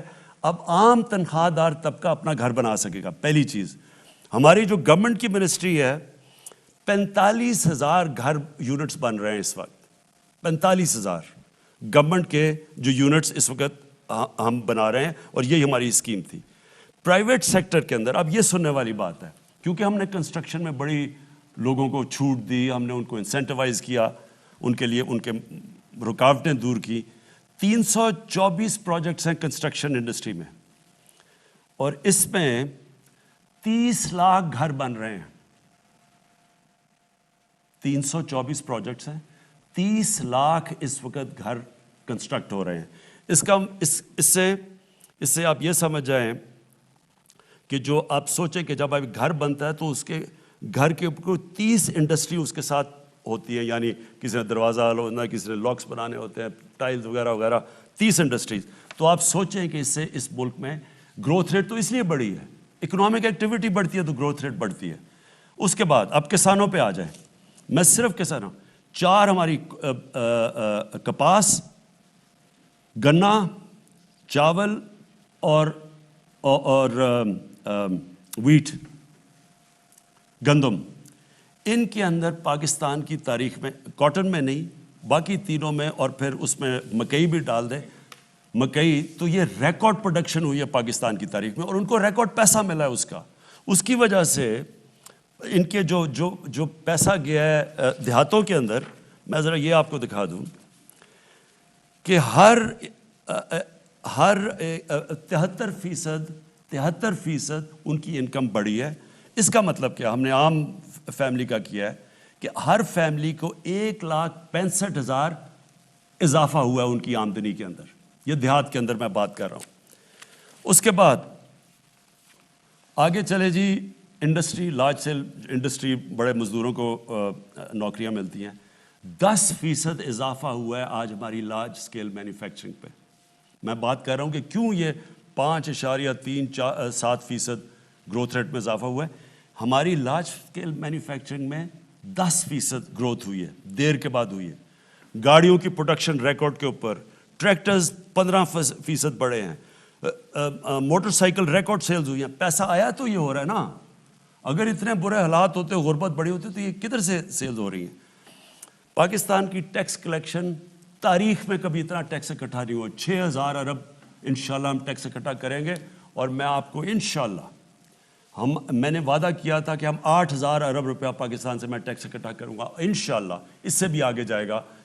اب ہم جو آٹومیشن لے کے آ رہے ہیں, ٹیکنالوجی لے کے آ رہے ہیں, ٹیکس بیس بڑھا رہے ہیں. اچھا, پھر کارپوریٹ سیکٹر آ جائیں, جو بڑی بڑی بزنسز ہیں, ان کی پروفیٹیبلٹی جو میں نے کہا کہ ان کو میں آپ کہوں گا کہ آپ مزدوروں کی تنخواہ بڑھائیں. انہوں نے 930 ارب روپے کا فائدہ ہوا ہے. انہوں نے یہ 2021 کے سال میں ان کی پروفٹ بڑھے ہیں, ان کی پروفٹس میں اضافہ ہوا ہے. پرائیویٹ کریڈٹ آف ٹیک, یعنی جو انہوں نے پرائیویٹ کنسرنز ہیں, جنہوں نے انویسٹ کرنا ہے, جنہوں نے سرمایہ کاری کرنی ہے, انہوں نے ریکارڈ ان کے کریڈٹ میں یعنی بینکوں سے انہوں نے پیسہ لیا ہے انویسٹ کرنے کے لیے, جو 10 سال میں سب سے زیادہ لیا ہے, اور وہ 1.1 ٹریلین 1100 ارب روپے کا انہوں نے لیا ہے. ہمارا آئی ٹی سیکٹر, جو فیوچر ہے وہ آئی ٹی کی ہے, اور پہلی دفعہ ہم نے انسینٹیوز دیے آئی ٹی سیکٹر کو. ان کی 2 ارب سے 3.5 ارب ڈالر کی ایکسپورٹس بڑھی ہیں. حالانکہ یہ کچھ نہیں ہے, 47% انکریز ہوئی ہے, لیکن جو ہم اب ان کی مدد کر رہے ہیں, انسینٹیوز دے رہے ہیں, فیوچر یہ ہے انشاءاللہ یہ سب سے تیزی سے بڑھے گا. ایکسپورٹس ہماری ریکارڈ ایکسپورٹس ہوئی ہیں. ہماری اس وقت 31 ارب ڈالر کی ایکسپورٹس ہیں, جو ریکارڈ ہے. میں سمجھتا ہوں یہ بہت کم ہے, لیکن ہم پورا زور لگا رہے ہیں, کیونکہ ملک تو تب ترقی کرے گا جب ایکسپورٹس بڑھیں گی. اس کے اوپر پورا زور لگایا ہوا ہے. اور ریمیٹنسز, جو بیرون ملک پاکستانی, انہوں نے سب سے زیادہ پیسہ بینکوں کے تھرو اس باری بھیجا, 30 ارب سے زیادہ, 30 ارب ڈالر سے زیادہ. اس کی وجہ سے ہماری, جو میں آپ کو کہہ رہا ہوں کہ ملک کے اندر یہ جو گروتھ ریٹ جو ہم کہہ رہے ہیں کہ یہ سارے پہلے تو کہتے ہیں اتنا برا حال ہے، اب ایک دم جب پتہ چلا کہ 5.37 ارب کی گروتھ ریٹ ہوئی ہے، اکانومی بڑھ رہی ہے، تو اب وہ خود ہی ان کو سمجھ نہیں آ رہی کہ اس کا کیا جواب ہے، تو اس کے کوئی بہانے مار رہے ہیں۔ میری پھر سے اپنی میڈیا سے لوگوں سے میری آپ سے ریکویسٹ ہے کہ دیکھیں تنقید بہت ضروری ہوتی ہے ایک ملک کے لیے، اور میں پھر سے کہتا ہوں میں 50 سال سے میں تو پبلک آیا میں ہوں، میں تو تنقید سنتا آیا ہوں، اور تنقید کو ایک اچھی چیز ہوتی ہے، لیکن ایک پروپیگنڈا ہوتا ہے، ایک فیک نیوز ہوتا ہے، جو جان کے فیک نیوز کے ذریعے ایک ملک میں یہ جو مایوسی پھیلائی جا رہی ہے، جی تباہ ہو گئے، مارے گئے، جی ملک ختم ہو گیا، یہ وہ لوگ ہیں جو مافیاز ہیں۔ میں پھر سے اپنی قوم کو بتانا چاہتا ہوں ہمارا مقابلہ مافیاز سے ہے، یہ عام لوگ نہیں ہیں، یہ پولیٹیشنز نہیں ہیں، یہ مافیاز ہیں جن کا صرف ایک مقصد ہے کہ کسی طرح یہ گورنمنٹ اس لیے گرے کہ کیونکہ ان کی وہ جو کھانا پینا جو روزی لگی ہوئی تھی، جو حلوے کھا رہے تھے، جو باہر ان کی اپارٹمنٹس تھی، یہ اس کے اوپر ٹانگ نہ آ جائے، کہیں ان کا احتساب نہ ہو جائے۔ اور یہ بیٹھ کے اور اس کے اندر میڈیا میں لوگ بیٹھے ہوئے ہیں، افسوس سے کہنا پڑتا ہے کہ وہ ان کے ساتھ مل کے مسلسل مایوسی پھیلا رہے ہیں۔ تو ان سے میں آج یہ پوچھتا ہوں کہ اس کا کیا جواب ہے کہ آپ نے تو جس طرح کی مایوسی پھیلائی ہے، بتائیں کہ یہ گروتھ ریٹ 5.37% کی کیسے ہوئی ہے؟ اور یہ ہم نہیں کہہ رہے، یہ ورلڈ بینک کہہ رہا ہے۔ یہ جو ساری میں نے سیکٹرز کے اندر گروتھ ہو رہی ہے، یہ بڑھ رہے ہیں، یہ کیسے ہو رہا ہے؟ اگر یہ اتنے برے حالات تھے تو یہاں تو آج بینکرپٹ ہونا چاہیے تھا لوگوں کو، اس وقت تو لوگوں بے روزگاری بڑھنی چاہیے تھی۔ روزگار بھی بڑھ رہا ہے، غربت بھی کم ہو رہی ہے، ملک کی دولت میں بھی اضافہ ہو رہا ہے، ٹیکس کلیکشن بھی بڑھ رہی ہے، ایکسپورٹس بھی بڑھ رہی ہیں، تو یہ مایوسی کس چیز کی ہے؟ اور پھر بلومبرگ ایک میگزین ہے جو کہ پھر سے میں کہتا ہوں ساری دنیا میں اکانومیز کو، ہر ملک کی اکانومی کے اوپر تبصرہ کرتی ہے، وہ کہہ رہی ہے کہ پاکستان کی جو اب اکانومی ہے وہ سسٹینیبل راستے پہ چلی گئی، اور آگے انہوں نے پریڈکٹ کیا ہے کہ ملک صحیح طرف آگے جا رہا ہے، ہم تو نہیں کہہ رہے۔ تو میں اس لیے اپنے لوگوں سے ریکویسٹ کروں گا کہ بیلنس کریں، تنقید تو اچھی ہوتی ہے لیکن ساتھ ساتھ یہ بھی تو بتائیں، اس کا بھی تو بتائیں کہ یہ جو ملک میں فائدے ہو رہے ہیں۔ جی آپ کی کالز کا سلسلہ جاری ہے، 0592204900۔ ہمارے ساتھ اگلے کالر کون ہیں؟ السلام علیکم۔ وعلیکم السلام، منیر منصور علی بات کر رہا ہوں کراچی سے۔ جی منصور صاحب آپ بات کیجئے وزیر اعظم عمران خان صاحب سے۔ جی بہت بہت شکریہ وزیر اعظم عمران خان سر کا، اور میں بس یہ کہنا چاہتا ہوں کہ ان کی جو میرا گھر میرا پاکستان اسکیم ہے اس کے تھرو میں نے اپنا گھر لیا ہے، تو اس بات پہ میں ان کا بہت شکریہ ادا کرتا ہوں کہ ان کی جو پروسیس تھا جس کے تھرو بہت ایزی وے میں مجھے میزان بینک کے تھرو مجھے اپنا گھر ملا۔ آج اللہ کا لاکھ لاکھ شکر ہے کہ میں اپنے گھر میں رہ رہا ہوں۔ تو اس بس یہ بات مجھے شیئر کرنی تھی کہ ان کی پازیٹیو تھاٹ اور اچھی چیزوں کی وجہ سے۔ شکریہ جی بہت بہت شکریہ۔ اگلے کالر سے سوال اگر ہے تو ضرور کیجئے، 0519224900۔ جی کالر ہمارے ساتھ، السلام علیکم۔ وعلیکم السلام جی، میں ظفر سعید الوی لاہور سے بات کر رہا ہوں۔ جی ظفر بھائی سوال کیجئے گا وزیر اعظم صاحب سے۔ ایک سوال ہے انصاف کے حوالے سے۔ ملک بھر میں انصاف کا نظام جتنا مفلوج ہو گیا ہے، ایک عام آدمی عدالتوں کا رخ کرنے سے گھبراتا ہے۔ جیسا کہ صاحب آپ نے خود کہا تھا کچھ دن پہلے کہ ہم بدقسمتی سے کرپشن کے ملزموں کو سزا تک نہیں دلوا سکتے، تو وزیر اعظم صاحب ایک عام آدمی کس سے انصاف مانگے؟ مہربانی فرما کے آپ انصاف کا کوئی ایسا نیا نظام، ایسا میکانزم سیٹ کر جائیں تاکہ ہر کسی کے لیے انصاف کی فراہمی ممکن ہو سکے۔ جی شکریہ۔ دیکھیں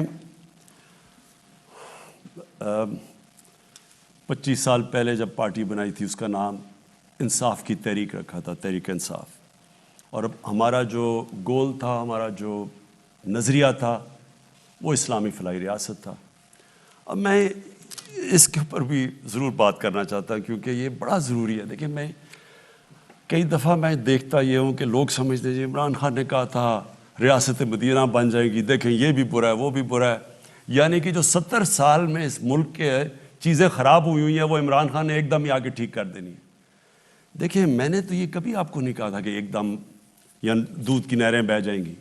میں نے تو 25 سال سے کہہ رہا ہوں کہ ہمارا سفر شروع ہوگا وہ نظام، وہ نبی صلی اللہ علیہ وسلم نے جو ریاست بنائی تھی، جس کی جو ماڈل بنایا تھا، جس سے مسلمانوں نے دنیا کی عظیم سویلائزیشن کتنے 100 سال تک رہے تھے.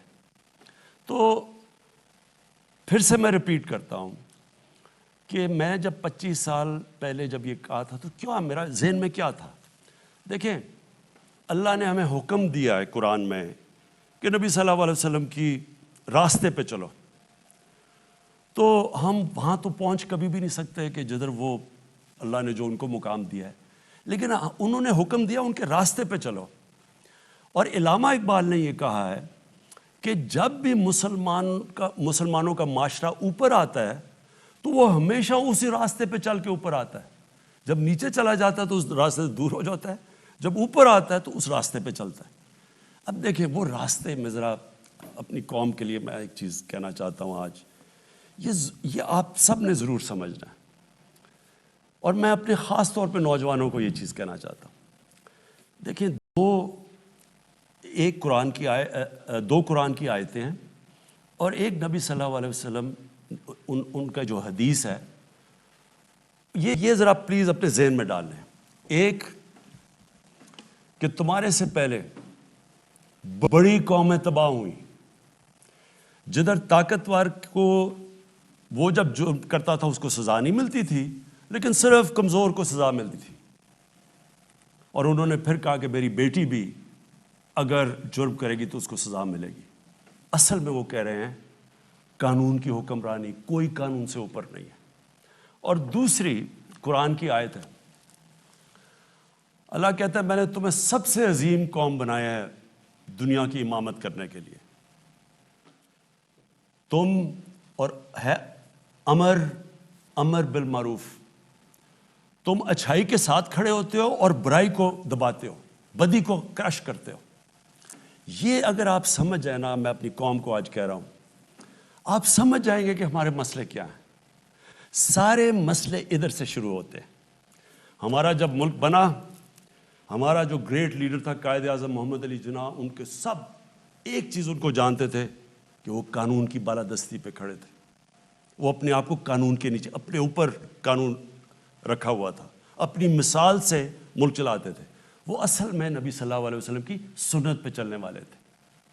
اور سنت یہ ہوتی ہے کہ جس طرح انہوں نے مدینہ کی ریاست میں قانون کی بالادستی پہلے قائم کی، خوشحالی نہیں پہلے آئی تھی، پہلے قانون کی بالادستی آئی تھی، قانون کی حکمرانی آئی تھی. کوئی قانون سے اوپر نہیں ہے. 2 خلیفہ وقت ان کو جا کے عدالت میں کھڑا ہونا پڑا. اور پھر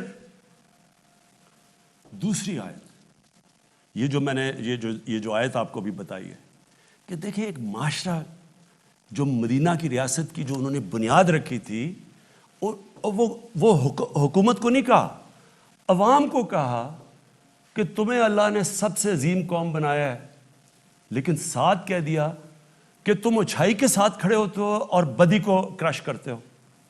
اب ان دو کو آپ کے سامنے لے لیں. میں آپ سب کے سامنے اب یہ بات کرنا چاہتا ہوں کیونکہ یہ تھوڑا سا آپ نے اس لیے سمجھنا ہے کہ مجھے اپنے معاشرے کے اندر جو سب سے بڑی خرابی ہے نا، وہ ہیں یہ. اب یہ دیکھیں، ہماری جب سے پاکستان بنا، پہلے تو آتے ساتھ ہی جیسی قائد اعظم گئے دنیا سے تو وہ جو نظریہ ضرورت آ گیا. نظریہ ضرورت کیا تھا؟ قانون کی بالادستی ختم کر دی. قانون کی نظریہ ضرورت آ گیا، یعنی کہ طاقتور کے لیے آپ نے ایک اور قانون بنا دیا. وہ پھر چلتا ہی آیا. طاقتور کے لیے ہمیشہ اس ملک میں اور قانون آ گیا، اور کمزور کے لیے صرف کمزور جیلوں میں جاتے تھے. میں نے جب 8 دن جیل میں گزارے مشرف کے دور میں، وہاں سب غریب لوگ تھے. اور آج بھی آپ جیلوں میں چلے جائیں، آپ کو کوئی طاقتور ڈاکو نہیں ملے گا، غریب لوگ ہیں. اس کے لیے سب سے پہلے ایک چیز سمجھیں، معاشرہ اس کا مقابلہ کرتا ہے. معاشرہ بدی کو خود کرش کرتا ہے. معاشرہ ایک سگنل دیتا ہے کہ ہم یا مجرموں کو، کرپٹ لوگوں کو کوئی جگہ نہیں ہے اس معاشرے کے اندر. اس سے لوگوں کے اندر خوف آتا ہے. کرائم کرتے ہوئے لوگ ڈرتے ہیں. اگر آپ مجرموں کو، ایک آدمی یا جھوٹ بول کے عدالت اس کو مجرم قرار دیتی ہے، اربوں روپے کی پراپرٹیز لندن، پہلے اپنے بچے باہر بھگا دیے، کہیں سنا دنیا کے اندر کہ 3 دفعہ پرائم منسٹر کے بچے باہر بٹھا دیے اور اربوں روپے کی پراپرٹیز پہ رہ رہے ہیں، اور وہ کہتے ہیں جی اس سے پوچھو، وہ کہتے ہیں جی مجھے نہیں پتا، میرے بچے باہر چلے گئے. دوسرا جو اپوزیشن لیڈر ہے اس نے اپنے بیٹے کو باہر بھجوا دیا ہے، اپنے داماد کو باہر، اور اس کا داماد اور ان کے بیٹے ان کے نون لیگ کے دور میں باہر بھاگے تھے اور اسحاق ڈار باہر بھاگا تھا. ہمارے دور میں نہیں بھاگے تھے. کس چیز سے ڈر رہے تھے؟ میرے اوپر انہوں نے الزام لگایا، میں نے عدالت پہ کھڑے ہو کے 8 مہینے ایک چیز جواب دی، میں تو باہر نہیں بھاگا. یہ کیوں باہر بھاگے ہوئے ہیں؟ اب جب یہ باہر بھاگے ہوئے ہیں اور ہم ان کو معاشرہ ایسے ٹریٹ کر رہا ہے کہ یہ جیسے کوئی بڑے پولیٹیشین ہے، یہ کوئی بہت بڑا کوئی ڈیموکریٹ ہے. اگر معاشرہ ان کو سگنل یہ دے گا کہ اس میں کوئی برائی نہیں ہے تو چوری میں پھر کیا برائی ہے؟ پھر اگلی بات کریں، میں کام کیوں کروں، میں کیوں محنت کروں، پڑھائی کروں، محنت کروں، صبح سے 8-9 گھنٹے کام کروں، محنت کر کے پیسے کماؤں، اور دوسرا آدمی قبضہ کر کے کسی کا گھر، کسی کی زمین، طاقتور اربوں پتی بن جائے. کبھی آپ نے سنا ہے امریکہ کے اندر کوئی قبضہ گروپ؟ کبھی انگلینڈ میں قبضہ گروپ سنا ہے؟ کبھی یورپ میں سنا ہے قبضہ گروپ؟ قبضہ گروپ کیا ہے؟ طاقتور کمزور کے اوپر، بیچاری بیوہ ہوتی ہے اس کے قبضہ کر لیا، کمزوروں کے اوپر قبضے کر لیتے ہیں. تو یہ قانون کی بالادستی نہ ہونے سے ہے. مجھے کہتے ہیں جی شہباز شریف آپ اس سے اپوزیشن لیڈر ہے جناب، آپ اس سے ملتے نہیں ہیں، ہاتھ نہیں ملاتے، اس سے بیٹھتے نہیں ہیں. میں اس کو اپوزیشن لیڈر نہیں سمجھتا، میں اس کو قوم کا مجرم سمجھتا ہوں. اپوزیشن لیڈر کا بہت بڑا رتبہ ہوتا ہے ایک ملک میں، 1.5-2 گھنٹے کی یہ تقریریں کرتا ہے پارلیمنٹ میں کھڑے ہو کے. تقریر نہیں ہوتی، زیادہ تر جاب اپلیکیشن ہوتا ہے، لیکن 1.5 گھنٹہ لیتا ہے وہاں. ابھی تک یہ نہیں جواب دے سکا کہ جو اس کے بیٹے کا رمضان شوگر مل ہے، ایک نام اس کا کیا نام تھا اس کا؟ مقصود چپڑاسی. مقصود چپڑاسی، ایک چپڑاسی کے اکاؤنٹ میں 400 کروڑ روپیہ کیسے آ گیا؟ 1600 کروڑ روپیہ، 16 ارب روپیہ نوکروں کے نام پہ کیسے آ گیا؟ جب ہو جی انتقامی کارروائی ہو گئی، کبھی ایڈجرنمنٹ لے لیتے ہیں. میں تو عدلیہ سے اپنے کہتا ہوں کہ خدا کے واسطے اس ملک پہ رحم کریں، ڈے ٹو ڈے ہیئرنگ کر کے اس کا مسئلہ حل کریں. ہماری ڈیموکریسی ختم ہو رہی ہے کہ ایک آدمی نے جواب دینا ہے. نیب میں اس نے 8 ارب روپے کا جواب دینا ہے، جدھر ٹیز لگی ہوئی ہے، جی پیسے کدھر سے آ رہے ہیں؟ وہ کوئی چینی والا ہے، کوئی پتہ نہیں فلودہ والا ہے، جو کبھی ملک سے باہر نہیں گئے، وہ باہر سے کروڑوں روپے ان کو بھیج رہے ہیں. کوئی جواب دینے والا نہیں ہے. ہمیں کہے جی میرے، اچھا اس سے پوچھے جی بیٹے کا، اور جی بیٹے کو باہر بھجوا دیا اس کو، اس سے جی جا کے پوچھے. یہ کون سی جمہوریت میں ہوتا ہے؟ یہ کون سے مہذب معاشرے میں ایسے ہوتا ہے؟ اور مجھے کہتے ہیں جی اس کو اپوزیشن لیڈر عمران خان ملتا نہیں ہے. میں اگر اس کو ملتا ہوں تو میں اس کا مطلب کہ جرم میں کوئی بری چیز ہی نہیں ہے، میں اپنے معاشرے کو زیادہ نقصان پہنچا رہا ہوں. اگر معاشرے کے اندر آپ نے تباہ کرنا ہے تو ایٹم بم سے نہیں تباہ ہوتا، آپ اس کی اخلاقیات ختم کر دیں. نبی صلی اللہ علیہ وسلم نے واضح کر دیا ہے، تمہارے سے پہلے بڑی قومیں تباہ ہوئی جدھر طاقتور چور کو آپ کچھ نہ کریں اور چھوٹے چھوٹے چوروں کو بیچاروں کو جیلوں میں ڈال دیں. اس لیے میری قوم کو 2 چیزیں میں کہنا چاہتا ہوں. آپ نے اگر دیکھنی ہے کہ خوشحال معاشرے، میں نے ساری زندگی ساری دنیا میں ٹریول کیا کرکٹ کی وجہ سے، میں نے دنیا کے نظام دیکھے ہوئے ہیں. سوئٹزرلینڈ کچھ نہیں ہے وہاں سوائے گائے بھینسیں اور پہاڑ ہیں. گائے بھینسیں نہیں، گائے اور پہاڑ ہیں. سب سے خوشحال علاقہ ہے دنیا کے اندر. آپ کیوں ہیں خوشحال؟ ورلڈ بینک کا ایک انڈیکس ہے جس کو کہتے ہیں رول آف لا انڈیکس، یعنی کدھر قانون انصاف سب سے زیادہ ہے. سوئٹزرلینڈ میں تقریباً 100% ہے. مسلمان ملکوں کسی کا 7% ہے، کسی کا 8% ہے، کسی کا 15% ہے. ہم جو اس عظیم شخصیت کے امتی ہیں، ہم امتی کا یہ حال ہے کہ ہم انصاف نہیں قائم کر سکتے. اور انہوں نے جس عظیم شخص نے کہا ہوا کہ تمہاری قوم برباد ہو جائے گی اگر طاقتور کو نہیں تم پکڑو گے، اور وہ ملک جو نبی صلی اللہ علیہ وسلم کے امتی نہیں ہے، لیکن وہ ان کی سنت پہ چلتے ہیں، اور وہ رحمت العالمین ہے، سب انسانوں کے لیے وہ پیغام لے کے آئے تھے. تو اس کا مطلب کہ جو بھی انسان انسانی معاشرہ ان کے پیغام پہ چلے گا، وہ اس کو فائدہ، اللہ کی برکت آئے گی اس پہ. جو بھی آج آپ دنیا میں اٹھا کے دیکھ لیں جو امیر ملک ہیں، ان ساروں کے اندر آپ یہ دیکھیں گے کہ وہاں قانون کی بالادستی ہے. وہاں بڑے بڑے ڈاکوؤں کو اس طرح پھول نہیں پھینکا کرتے ان کے اوپر. صحافی کہہ رہے ہیں جی وہ مجرم باہر لندن میں، اس سے جی تقریر کرنے کا موقع دے. صحافی کہہ رہے ہیں، سینئر صحافی، تو پھر جیل بھی کھول دیں. مجھے یہ بتائیں جیلوں میں وہ بیچارے غریبوں کا کیا قصور ہے؟ ان کو تو بیچارے وہ جب جیل میں جاتے ہیں ان کے بیوی بچوں کو کھلانا پلانے کا نہیں ہوتا، تو ان کا کیا بنے گا؟ تو اس لیے اگر آپ نے یہ کرنا ہے کہ پریویلیج کلاس بنا دینی ہے، وہ قانون کے اوپر ہے، اور عمران خان جی بہت برا ہے، دیکھیں جی وہ ملک کو ساتھ نہیں لے کے چل رہا. میں سب کو ساتھ لے کے چلنے کے لیے تیار ہوں، جو بھی ہو. یعنی جس کا نظریہ میرے سے نہیں ملتا مجھے کوئی فرق نہیں پڑتا، میں سب سے بات کرنے کے لیے تیار ہوں. اور ڈیموکریسی کا مطلب ہی ہے، پی ٹی ایم ہے، ٹی ایل پی ہے، جو بھی ہے دنیا میں، بلوچ ہے جو خوش نہیں ہے، سب سے بات کرنے کے لیے تیار ہوں. لیکن مجرموں سے میں اگر جس دن میں ان کو این آر او دوں گا، ان سے مفاہمت کروں گا، میں اس ملک سے اور اللہ سے غداری کروں گا. آج اگر آپ نے دیکھنا ہے یہ جو کامیاب معاشرے ہیں، سنگاپور جو ہمارے سامنے اوپر کہاں سے کہاں پہنچ گیا، جیسے ہی ان کا وزیر پکڑا گیا کرپشن پہ، اس نے خودکشی کر لی، کیونکہ اسے پتا تھا معاشرے پہ اب میرا کوئی جگہ نہیں ہے.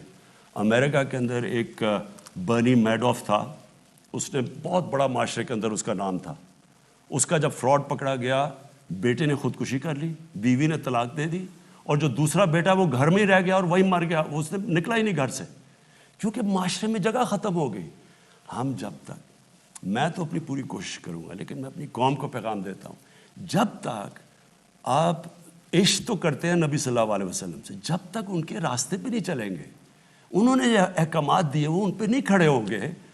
یہ نہ سمجھے کہ صرف عمران خان آ کے کچھ جادو کا ڈنڈا ہلائے گا اور سارا ملک ٹھیک ہو جائے گا. یہ ایک ہم نے مل کے جدوجہد کرنی ہے. جی، آپ کی کالز کا سلسلہ جاری ہے، اور ہمیں احساس ہے کہ بہت سے لوگ بیرون ملک اور پاکستان سے بھی کوشش کر رہے ہیں کہ ان کی کال ملے. اگر آپ کی کال نہیں ملتی تو میں آپ کو ایک ویب سائٹ بتاتا ہوں. یہ سٹیزن پورٹل کی ویب سائٹ ہے، citizenportal.gov.pk. اس پر بھی آپ اپنی شکایت درج کر سکتے ہیں. پھر پرائم منسٹر کا جو پورٹل ہے، جو ایپ ہے، وہ آپ اپنے فون پر ڈاؤن لوڈ کر سکتے ہیں. اور اگر آپ کی شکایت کا وہاں بھی ازالہ نہیں ہو رہا تو پھر ایک ہیلپ لائن ہے، یہ آپ ضرور نوٹ فرمائیں.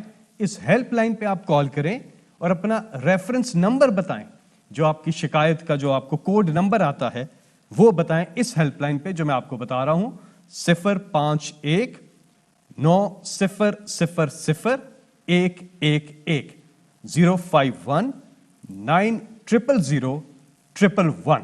اور ایک واٹس ایپ نمبر میں آپ کو بتا رہا ہوں، جس پہ آپ اپنا اگر شکایت کا ازالہ نہیں ہوتا تو آپ اپنا کوڈ وہاں پہ بھی بھیج سکتے ہیں، اپنا پرابلم وہاں پر بھی بھیج سکتے ہیں. اور وہ واٹس ایپ نمبر ہے، نوٹ فرما لیجئے، +92-341-057-5300. بریک کے بعد دوبارہ ملاقات ہوتی ہے. کیونکہ آپ کی حکومت نے ہمیشہ قانون کی بالادستی کا. نور مقدم قتل کیس ایک بڑا کیس ہے جس نے عوام کی توجہ حاصل کی ہے. ہم دیکھتے ہیں کہ نور مقدم کے قاتل کو عدالت میں کبھی 20 ایئر پر اور کبھی اسٹریچر پر لایا جا رہا ہے. دوسرے لفظوں میں اس کی ذہنی اور نفسیاتی حالت خراب ثابت کر کے ریلیف حاصل کرنے کی کوشش کی جا رہی ہے، اور کہانی ہمیں کچھ اس طرف جاتی ہوئی نظر آ رہی ہے. ہم پاکستان کی عدالتی تاریخ پر نظر ڈالتے ہیں تو ہمیں کئی ایسے کیسز ملتے ہیں جن میں طاقتور اور صاحب حیثیت ملزمان جو ہیں وہ ان کی جعلی بیماریوں سے ریلیف حاصل کیا گیا. ہمارے سابقہ نواز شریف صاحب جو ہمارے وزیر اعظم رہے ہیں، اور زرداری صاحب اور شاہ رخ چتوئی کیس اس کی بڑی مثالیں ہیں. میں پوچھنا چاہوں گی ایسا کب تک ہوتا رہے گا، اور اس تمام صورتحال کی حکومتی سطح پر عملی انداز میں کس طرح سے ٹھیک کرنے کی کوشش جو ہے وہ کی جا رہی ہے؟ جی شکریہ جی. دیکھیں، اس میں کئی چیزیں ہیں. ایک تو یہ کہ ہمارا جو سارا ملک کے اندر ایک ہم ایکسیپٹ کر بیٹھے ہیں کہ طاقتور جو ہے نا وہ پریولیجڈ ہے, اس کے لیے وہ چوری بھی کرے, ڈاکے مارے, جو بھی کرے, اس کے لیے کوئی خاص پوزیشن ہے. وہ جیل میں بھی جائے گا تو وی آئی پی سیلز ہے اس کے لیے. اس کے وہ جب جائے گا عدالت کے اندر تو اپنے پورے چمچے لے کے جائے گا, وہ پھول پھینکیں گے اس کے اوپر. میں آپ کو پھر سے یہ کہتا ہوں کہ میں اس لیے تو میں نے اپنی پارٹی کا نام تحریک انصاف رکھا تھا. یہ ایک چیز ہے, اگر ہم ایک چیز ٹھیک کر دیں, مجھے کوئی کہنا کہ ایک چیز آپ ٹھیک کریں تو ملک ٹھیک ہو جائے گا, قانون کی بالادستی.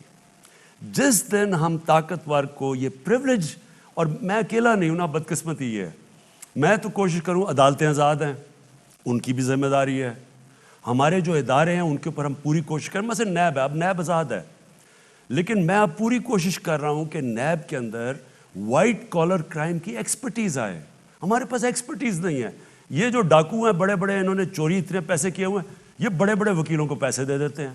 وہاں ہمارا سرکاری وکیل ہوتا ہے, اس کے پاس پیسے بڑے کا, اس کو ہم کم پیسے پہ لیتے ہیں. وہ سرکاری وکیل جو بڑا پیسہ ہوتا ہے وہ ڈیٹس پہ ڈیٹس لیے جا رہا ہے. ابھی آپ ان کی دیکھیں تو صحیح کہ یہ جو بڑے ہمارے یہ رائل فیملی بنی ہوئی ہے کہ قانون کے اوپر ہیں. اس کا اعتزاز حسن نے بڑی اچھی بات کی تھی, دا شریف ڈاکٹرین, کہ ان کے لیے قانون ہی کوئی علیحدہ ہے.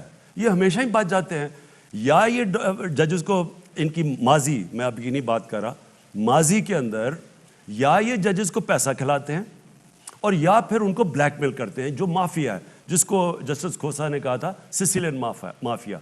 تو انہوں نے اپنے لیے اور طاقت, کیونکہ ان کے لیے ایکسیپشن ہے, باقی بھی یہ کر لیتے ہیں. تو یہ ایک جہاد ہے. یہ میں آپ کو پھر سے کہوں, یہ اللہ کا کام ہے.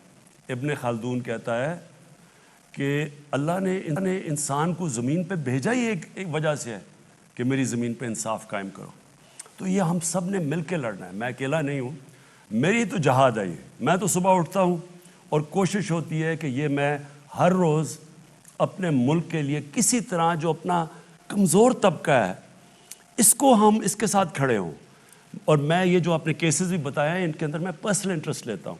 میں خود آئی جی سے بات کرتا ہوں, لیکن اصل میں عدلیہ کے اندر بھی چینجز ہے. اور اس میں آپ کو کہوں اسی ہفتے انشاءاللہ ہم کرمنل جسٹس سسٹم میں پہلی دفعہ پاکستان کے 74 سالوں میں اس کے اندر ہم اصلاحات لے کے آ رہے ہیں. اور دوسرا بھی ہم کام کرنے لگے ہیں.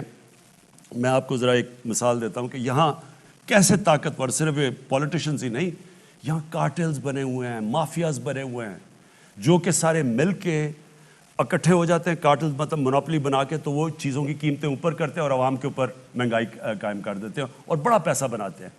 اب اس کے اوپر میں نے سارے جو ریگولیٹرز, یہ میں آپ کو ذرا سمجھا رہا ہوں کہ سسٹم, ریگولیٹر کیا ہوتا ہے. ریگولیٹر وہ ہوتا ہے جس کا کام عوام کے انٹرسٹ کو پروٹیکٹ کرنا ہوتا ہے.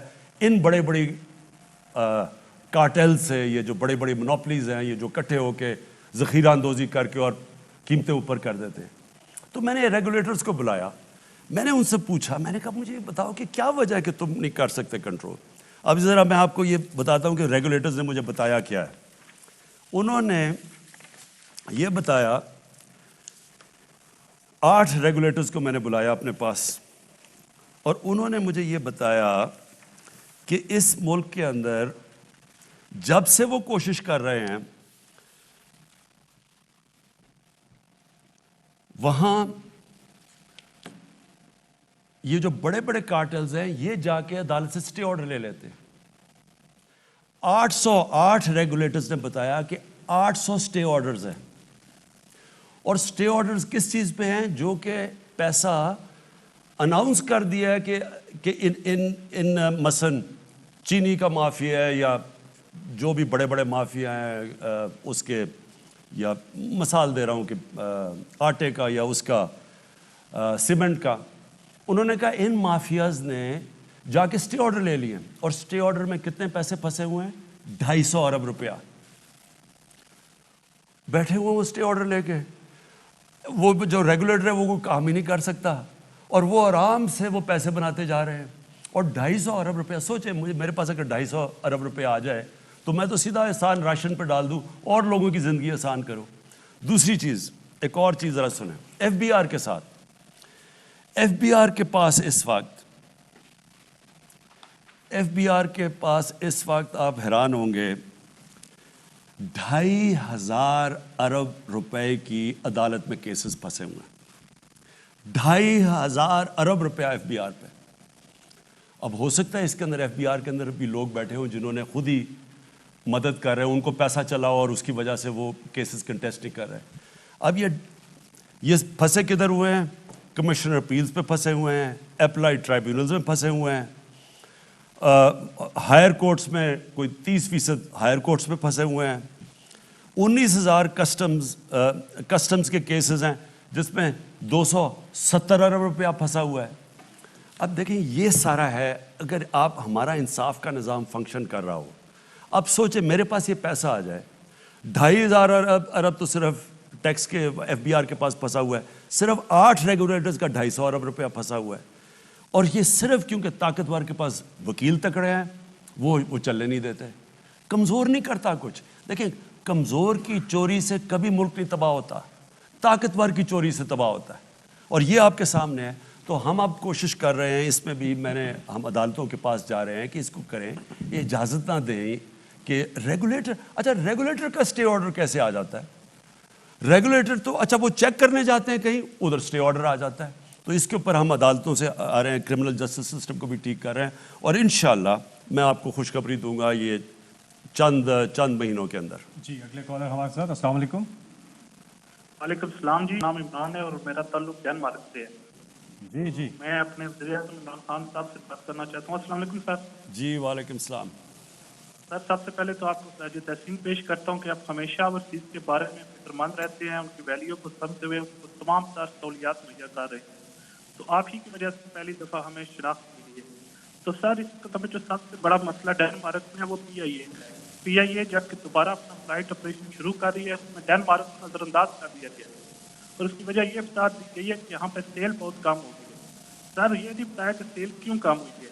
ان کے جو پیپلز پارٹی کے دور میں یہاں پہ جی ایس پہ بٹھائے گئے تھے, تعینات کیے گئے تھے, انہوں نے یہاں پہ کرپشن کی ہے. انہوں نے اسلام آباد پہ اپنے بڑے پلازے سر بنا لیے ہیں, لیکن اپنی قومی ایئر لائن کا, اپنے ملک کا انہوں نے بالکل نہیں سوچا. انہی کی وجہ سے یہاں پہ ابھی پی آئی اے بند ہو رہی ہے. تو ایک وقت تھا 100 ملین کی سیل تھی ڈینمارک, لیکن جب سے یہ ٹھیکہ دیا گیا ہے پی آئی اے کا, اس وقت سے سیل بالکل کم ہو گئی ہے. سر آپ یہاں پہ پی آئی اے کے اپنے بندے لگوائیں, ایک مہینے سے آپ فرق دیکھ لیجیے گا کہ پی آئی اے کس طرح ترقی کرتی ہے. میں اس کے اوپر انویسٹیگیشن کروں گا, اور جو ایم ڈی پی آئی ہیں ان سے میں فوری طور پہ پوچھوں گا ڈینمارک کا یہ سچویشن کیا ہے, اس کے اوپر میں انویسٹیگیٹ کروں گا. جی اگلے کالر. السلام علیکم. اچھا میں یہ ایک منٹ میں صرف آپ سب کو یہ کہنا چاہتا ہوں کہ کیونکہ اتنی زیادہ کالز آ رہی ہیں, میرا پھر سے میں ریپیٹ کرتا ہوں, سٹیزن پورٹل ہے جس کے اوپر آپ کوئی بھی چیز, کوئی آپ کو مسئلے مسائل ہوں. کئی دفعہ زیادہ تر میں نے دیکھا ہے لوگوں کے پاس یہ قبضے کیے ہوتے ہیں ان کی زمینوں پہ, یہ طاقتور کرے. پلیز اس پورٹل کے اوپر مجھے انفارمیشن دیں, اور اس کے بعد آپ کو اگر کسی بھی اگر رسپانس نہیں ملا, پھر سے سیکنڈ ٹائم دیں, اور میں خود وہ دیکھوں گا پورٹل, اور میں خود اس کے اوپر ایکشن لوں گا. جی اگلے کالر ہمارے ساتھ. السلام علیکم. جی وعلیکم السلام. جی کون صاحب کہاں سے بات کر رہے ہیں؟ جی میں سردار پورب شہزاد, جنرل سیکرٹری تحصیل لورا سے بول رہا ہوں. جی بات کیجیے وزیر اعظم سے. سر جی میں یہ کہنا چاہ رہا تھا کہ بلدیاتی انتخاب میں ہم بری طریقے سے آ رہے ہیں. ہلو. جی سن رہا ہوں. میں یہ کہہ رہا تھا کہ بلدیاتی انتخاب ہم برے طریقے سے آ رہے ہیں, اس وجہ سے کہ ٹکٹ سسٹم کی جو تقسیم ہے وہ ٹھیک طریقے سے نہیں ہو سکی.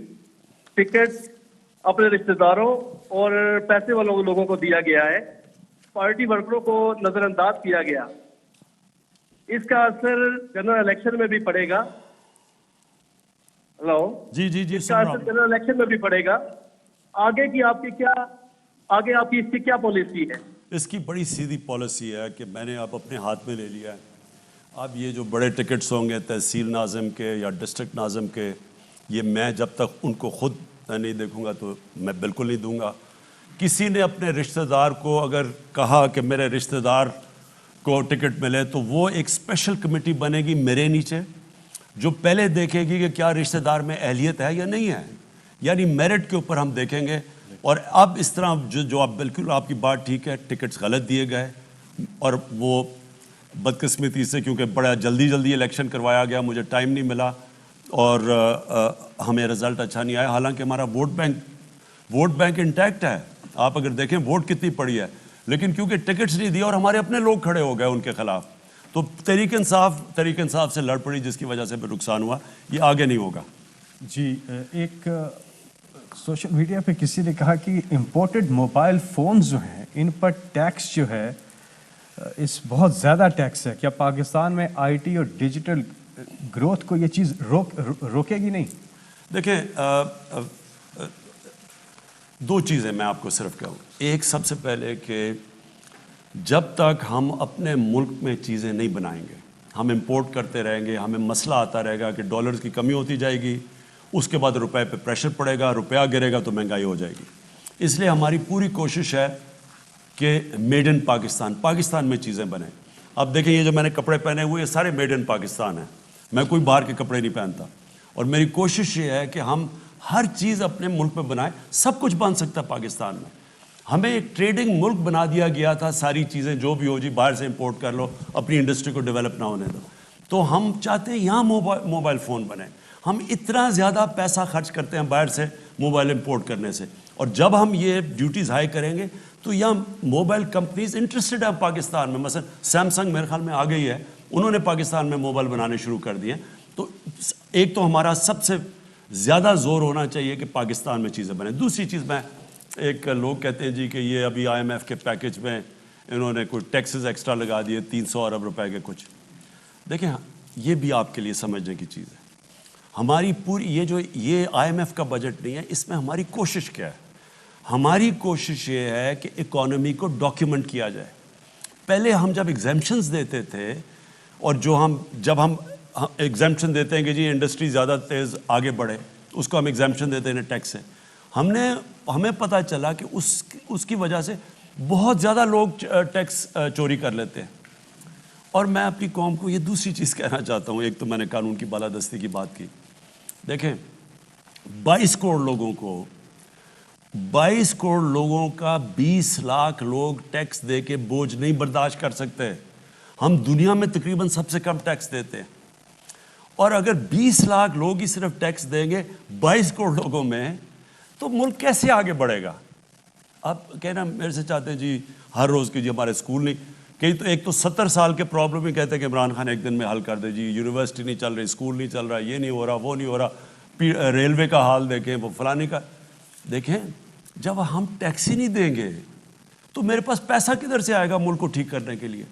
اور اگر آپ دنیا میں سب سے کم ٹیکس دیں گے تو یہ سمجھتے ہیں کہ ہم ترقی کر جائیں گے. تو کوشش یہ ہو رہی ہے کہ اکانومی کو ڈاکیومنٹ کیا جائے. اور میں FBR کی بھی ہم پوری ریفارمز میں لگے ہوئے ہیں کہ FBR کے اندر بھی آٹومیشن آئے. ہم نے وہ ٹریک اینڈ ٹریس سسٹم لے کے آئے ہیں، کیونکہ کئی لوگ بڑا سیلز ٹیکس چراتے تھے. تو اس کے لیے بھی نئی چیزیں لے کے آ رہے ہیں. اور بڑی دیر سے کوشش ہو رہی تھی، اب یہ چیزیں ہو رہی ہیں، اس لیے کہ اندر سے FBR کے وہ ہونے نہیں دیتے تھے، کیونکہ ان کا بھی پیسہ بنتا تھا، ایسے لوگ بیٹھے ہوئے تھے.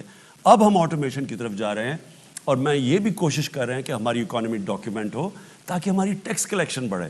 اور ہم ان کے لوگوں کے بھی پیچھے جانے لگے ہیں. میں یہ بھی آپ کو کہہ دوں کہ جو بڑے بڑے گھروں میں رہتے ہیں، بڑی بڑی گاڑیاں چلاتے ہیں، اور وہ ٹیکس زیرو دیتے ہیں، ان کو میں آج کہنے لگا ہوں کہ ہمارے پاس اب ساری آپ کی ڈیٹیلز آنی شروع ہو گئی ہیں. میرے پاس آنی شروع ہو گئی ہیں ڈیٹیلز، اور ہم آپ کو ایک دفعہ موقع دیں گے کہ آپ اس معاشرے کا حصہ ہیں، اس معاشرے کے اوپر ساری فیسلٹیز کا فائدہ اٹھا رہے ہیں، کنٹریبیوٹ نہیں کر رہے ہیں. امریکہ کے اندر اگر آپ پکڑے جائیں ٹیکس نہ دیتے ہوئے، سیدھا جیل میں جاتے ہیں، کوئی بیل نہیں ہے. ہم نے ابھی تک کیوں بدقسمتی سے کوئی ہم نے ٹیکس کے اوپر اس طرح کی کارروائی نہیں کی، جس کی وجہ سے آج یہ حال ہے کہ ہندوستان تقریباً ہمارے سے دگنا ٹیکس اکٹھا کرتا ہے. یعنی ان کی ٹیکس GDP ریش ہے ہمارے سے دگنی ہے. تو ہم نے اگر آگے بڑھنا ہے تو ہر شہری کو ٹیکس دینا پڑے گا، تاکہ ہم ان کے ٹیکس سے اپنے لوگوں کو غربت سے نکالیں.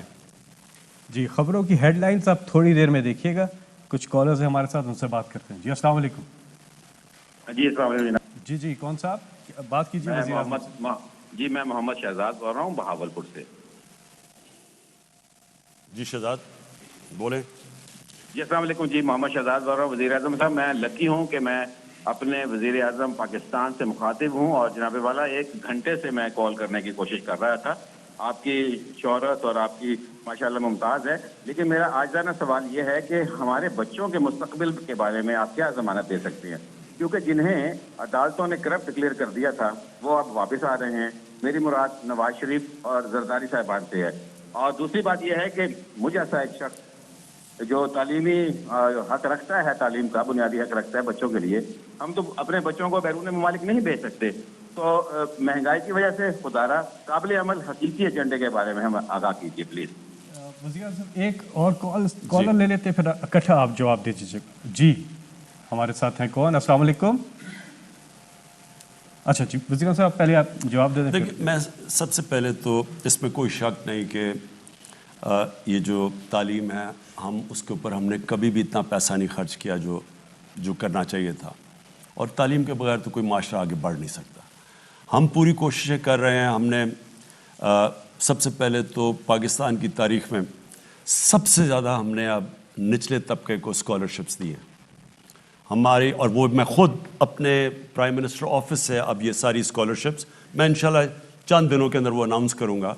तकरीबन 60 लाख स्कॉलरशिप्स हैं और ये मैं सारा सेंट्रलाइज कर रहा हूँ और देख रहा हूँ कि ये मेरिट पे दिए जाएंगी, और मकसद ही ये है कि वो जो हमारा तबका आला तालीम नहीं हासिल कर सकता उनके लिए स्कॉलरशिप्स दिए जाए। 47 अरब रुपया टोटल इन स्कॉलरशिप्स पे है जो हम खर्च कर रहे हैं।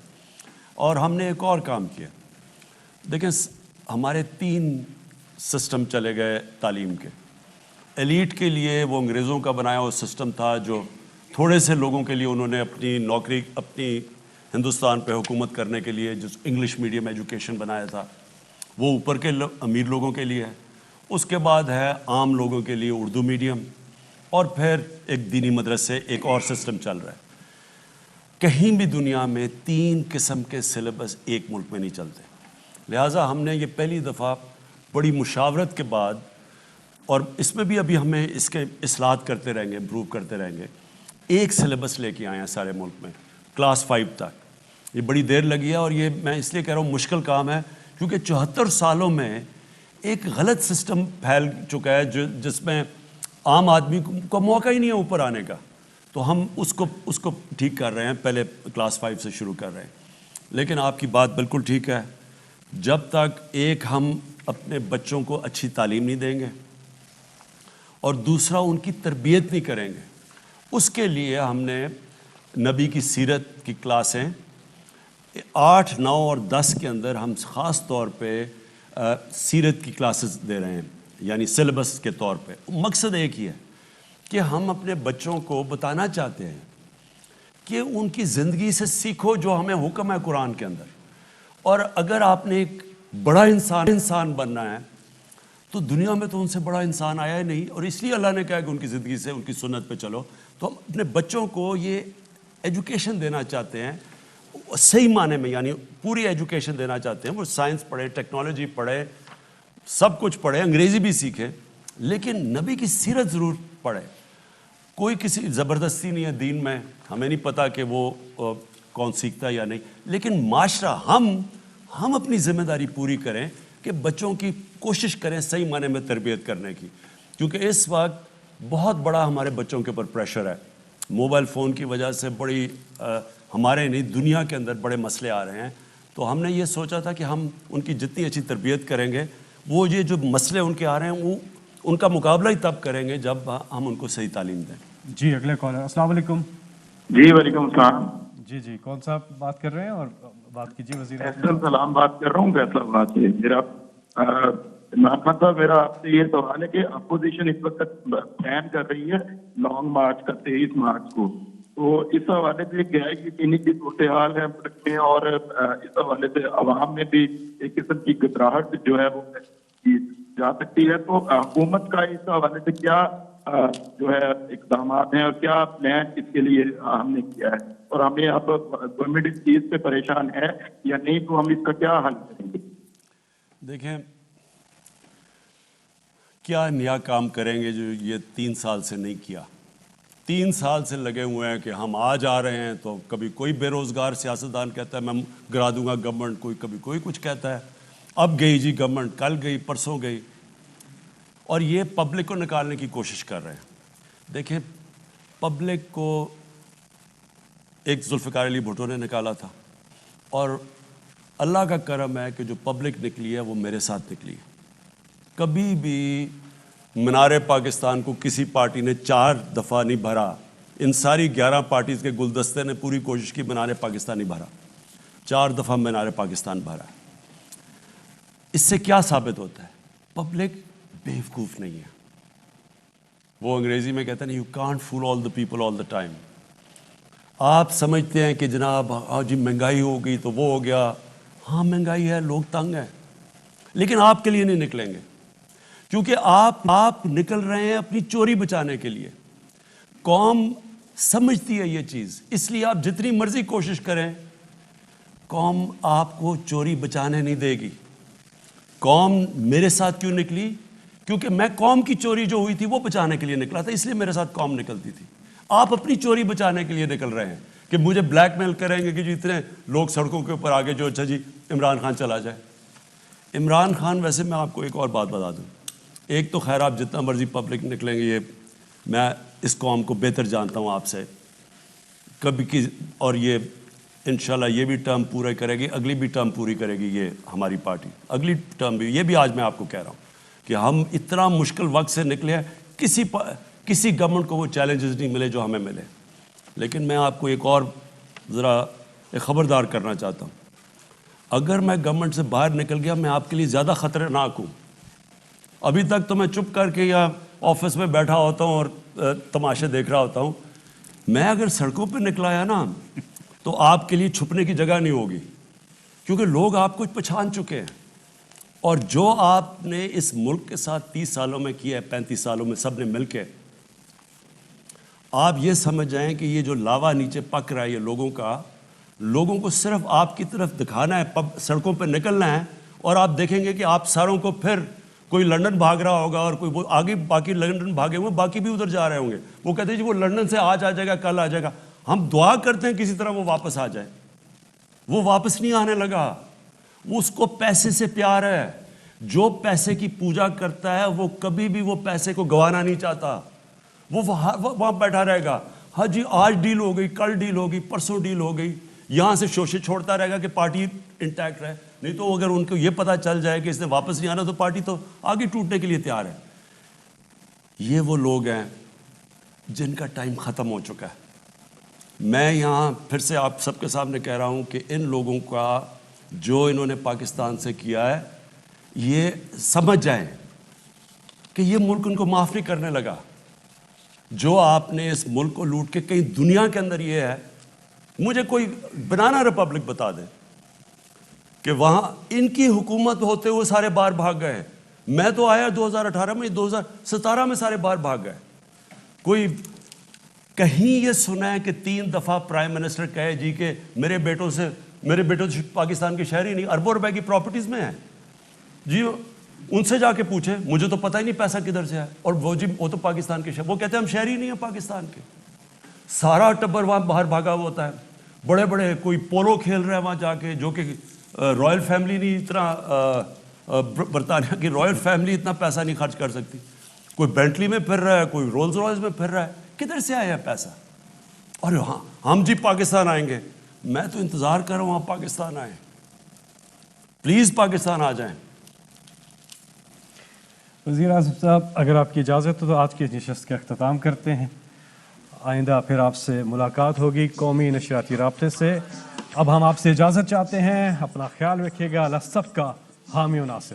وزیر اعظم عمران خان عوام سے براہ راست سوالات دے رہے تھے. ان کا اس موقع پر یہ کہنا تھا کہ ہم امپورٹ پر انحصار کریں گے تو مسئلہ حل نہیں ہوگا، اور ٹیکس کے حوالے سے ان کا یہ کہنا تھا کہ 22 کروڑ لوگوں میں سے اگر صرف 20,000 لوگ ٹیکس دیں گے تو ملک کیسے آگے بڑھے گا. ان کا یہ بھی کہنا تھا کہ میری کوشش ہے نیب میں وائٹ کالر کرائم پکڑنے کی مہارت آئے، جبکہ انہوں نے ایک بار پھر دہرایا اس بات کو کہ کمزور کی چوری سے نہیں طاقتور کی چوری سے ملک تباہ ہوتا ہے. اس کے علاوہ ان کا یہ بھی کہنا تھا کہ لوگوں سے درخواست ہے تنقید کریں، اچھی چیز ہے مگر بیلنس کرنا چاہیے. اور اس کے علاوہ ان کا یہ کہنا تھا کہ شہباز شریف کو میں اپوزیشن لیڈر نہیں بلکہ قوم کا مجرم سمجھتا ہوں اور معاشرے میں مجرموں اور کرپٹ لوگوں کی کوئی جگہ نہیں ہے. طاقتور کے لیے الگ قانون آ گیا اور جیلوں میں کمزور لوگ جاتے ہیں. جبکہ اس موقع پر انہوں نے یہ کہا کہ میں چاہتا ہوں کہ ہمارا میڈیا بھی مہنگائی کی صورتحال پر بیلنس کرے.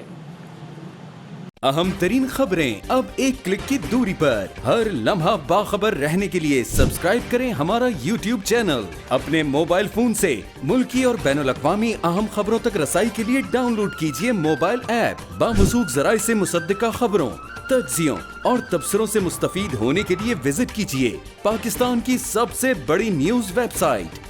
ARY نیوز پہنچا رہا ہے خبریں سب سے پہلے آپ تک تاکہ آپ رہیں ہر لمحہ باخبر.